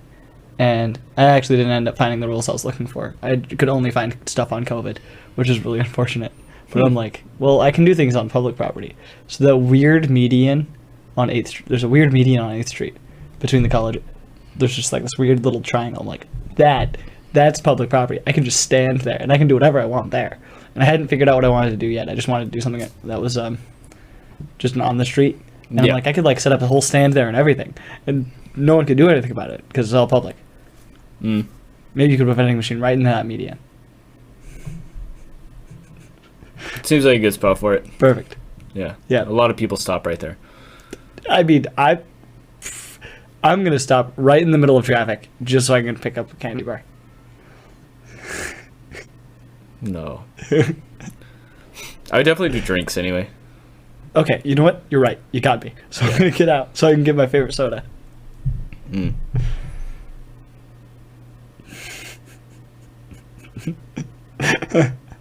Hold on. Stop. I got to cross here. I gotta go get my. People already can't walk across the street there without being in danger. That'd be pretty funny. I just realized I had all that stuff super turned up, so we were probably echoing super bad because I didn't turn it back down. It's fine. We're gonna turn it down just a little bit. That's fine. There we go. That'll be okay. I just noticed that. Yeah, I just watched the whole thing go. Ooh, that was a big change. Okay. It's a little spiky. Oh, that's normal. That's just normal. I noticed with this, my speech patterns, they're almost all in a, and it's not everyone. Like Trinity's is all like Kind of even, and mine, the beginning of my sentence or the beginning of my words, it goes really loud, and then it slowly trickles down. Yeah. during the end of my sentence. And it's really weird. It's just how you. enunciate things. Yeah. Yeah. It was really funny to like actually watch the patterns of everyone's speech. Creep. No, you consented. It's not a creep. No. The loopholes.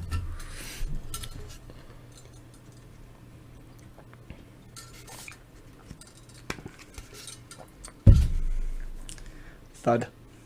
Indeed.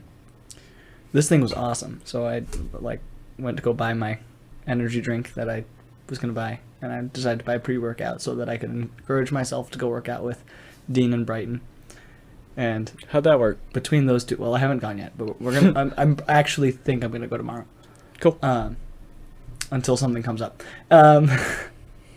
But like together they cost like $70, and then shipping was $30. But if I spent $100 on shipping, or if I spent $100, shipping was free. So there's water bottles there, and I'm like, well, this is a pretty sweet water bottle. It's like metal. And I'm like, I guess I could spend $30 on a water bottle, so I don't have to pay for shipping, because I'm gonna pay that $30 anyways. Yeah. So I might as well. And so I got a really sweet water bottle, and I'm pretty excited about it. That's the story of my water bottle. Yeah. Yep. And then I had to put tape on it because it's got logos on it, Love logos. so no one else can see my sweet water bottle. Yep. Yep. I sure hope that FHSU doesn't care. Or Yeah. else blur it out. It's I don't know if I can blur things out. I don't know. Probably not. I don't know how to video edit yet. That's fair. The video might come out a long time after when I finally figure out how to video edit. Or I'll just do this no cuts. Yeah, I mean, at worst, it's a video trial, right? Yeah. At best, you have video. Best I have video. Yeah. A lot of people say you should record, if you can record video, you just do it so that when you can put it on, when you put it on YouTube and stuff. And I think there's now options that you can do it on Spotify too. I know Joe Rogan has a video on Spotify, so you can just watch Joe Rogan on Spotify. And you can That's cool. Watch it. There's a couple others, but not very many. Yeah. Lex Freeman does it, and a couple others. A lot of the big names. One day I'll be there. One day it'll be case in point. It'll be a good time. It'll be a good time.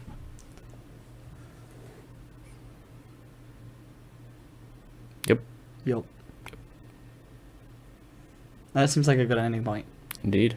Awesome. Thank you so much, Steven. Yeah. Appreciate it. It's been a good time. We'll have you on again pretty soon. Maybe with maybe we'll have a group. Oh gosh, It'll be huge. that'd be huge. I would like to conclude this episode with a special thank you to Jacob DeLay for the amazing artwork. If you would like your own creative artwork done, please reach out to him. I will leave his Instagram handle in the description. Another special thank you to Zachariah Miller for the totally awesome theme music. Please check out his link in the description. Have a topic that you're passionate about? Reach out to me. I'd love to have you on the podcast to hear your case in point. Have a topic that you're passionate about? Reach out to me. I'd love to have you on the podcast to hear your case in point.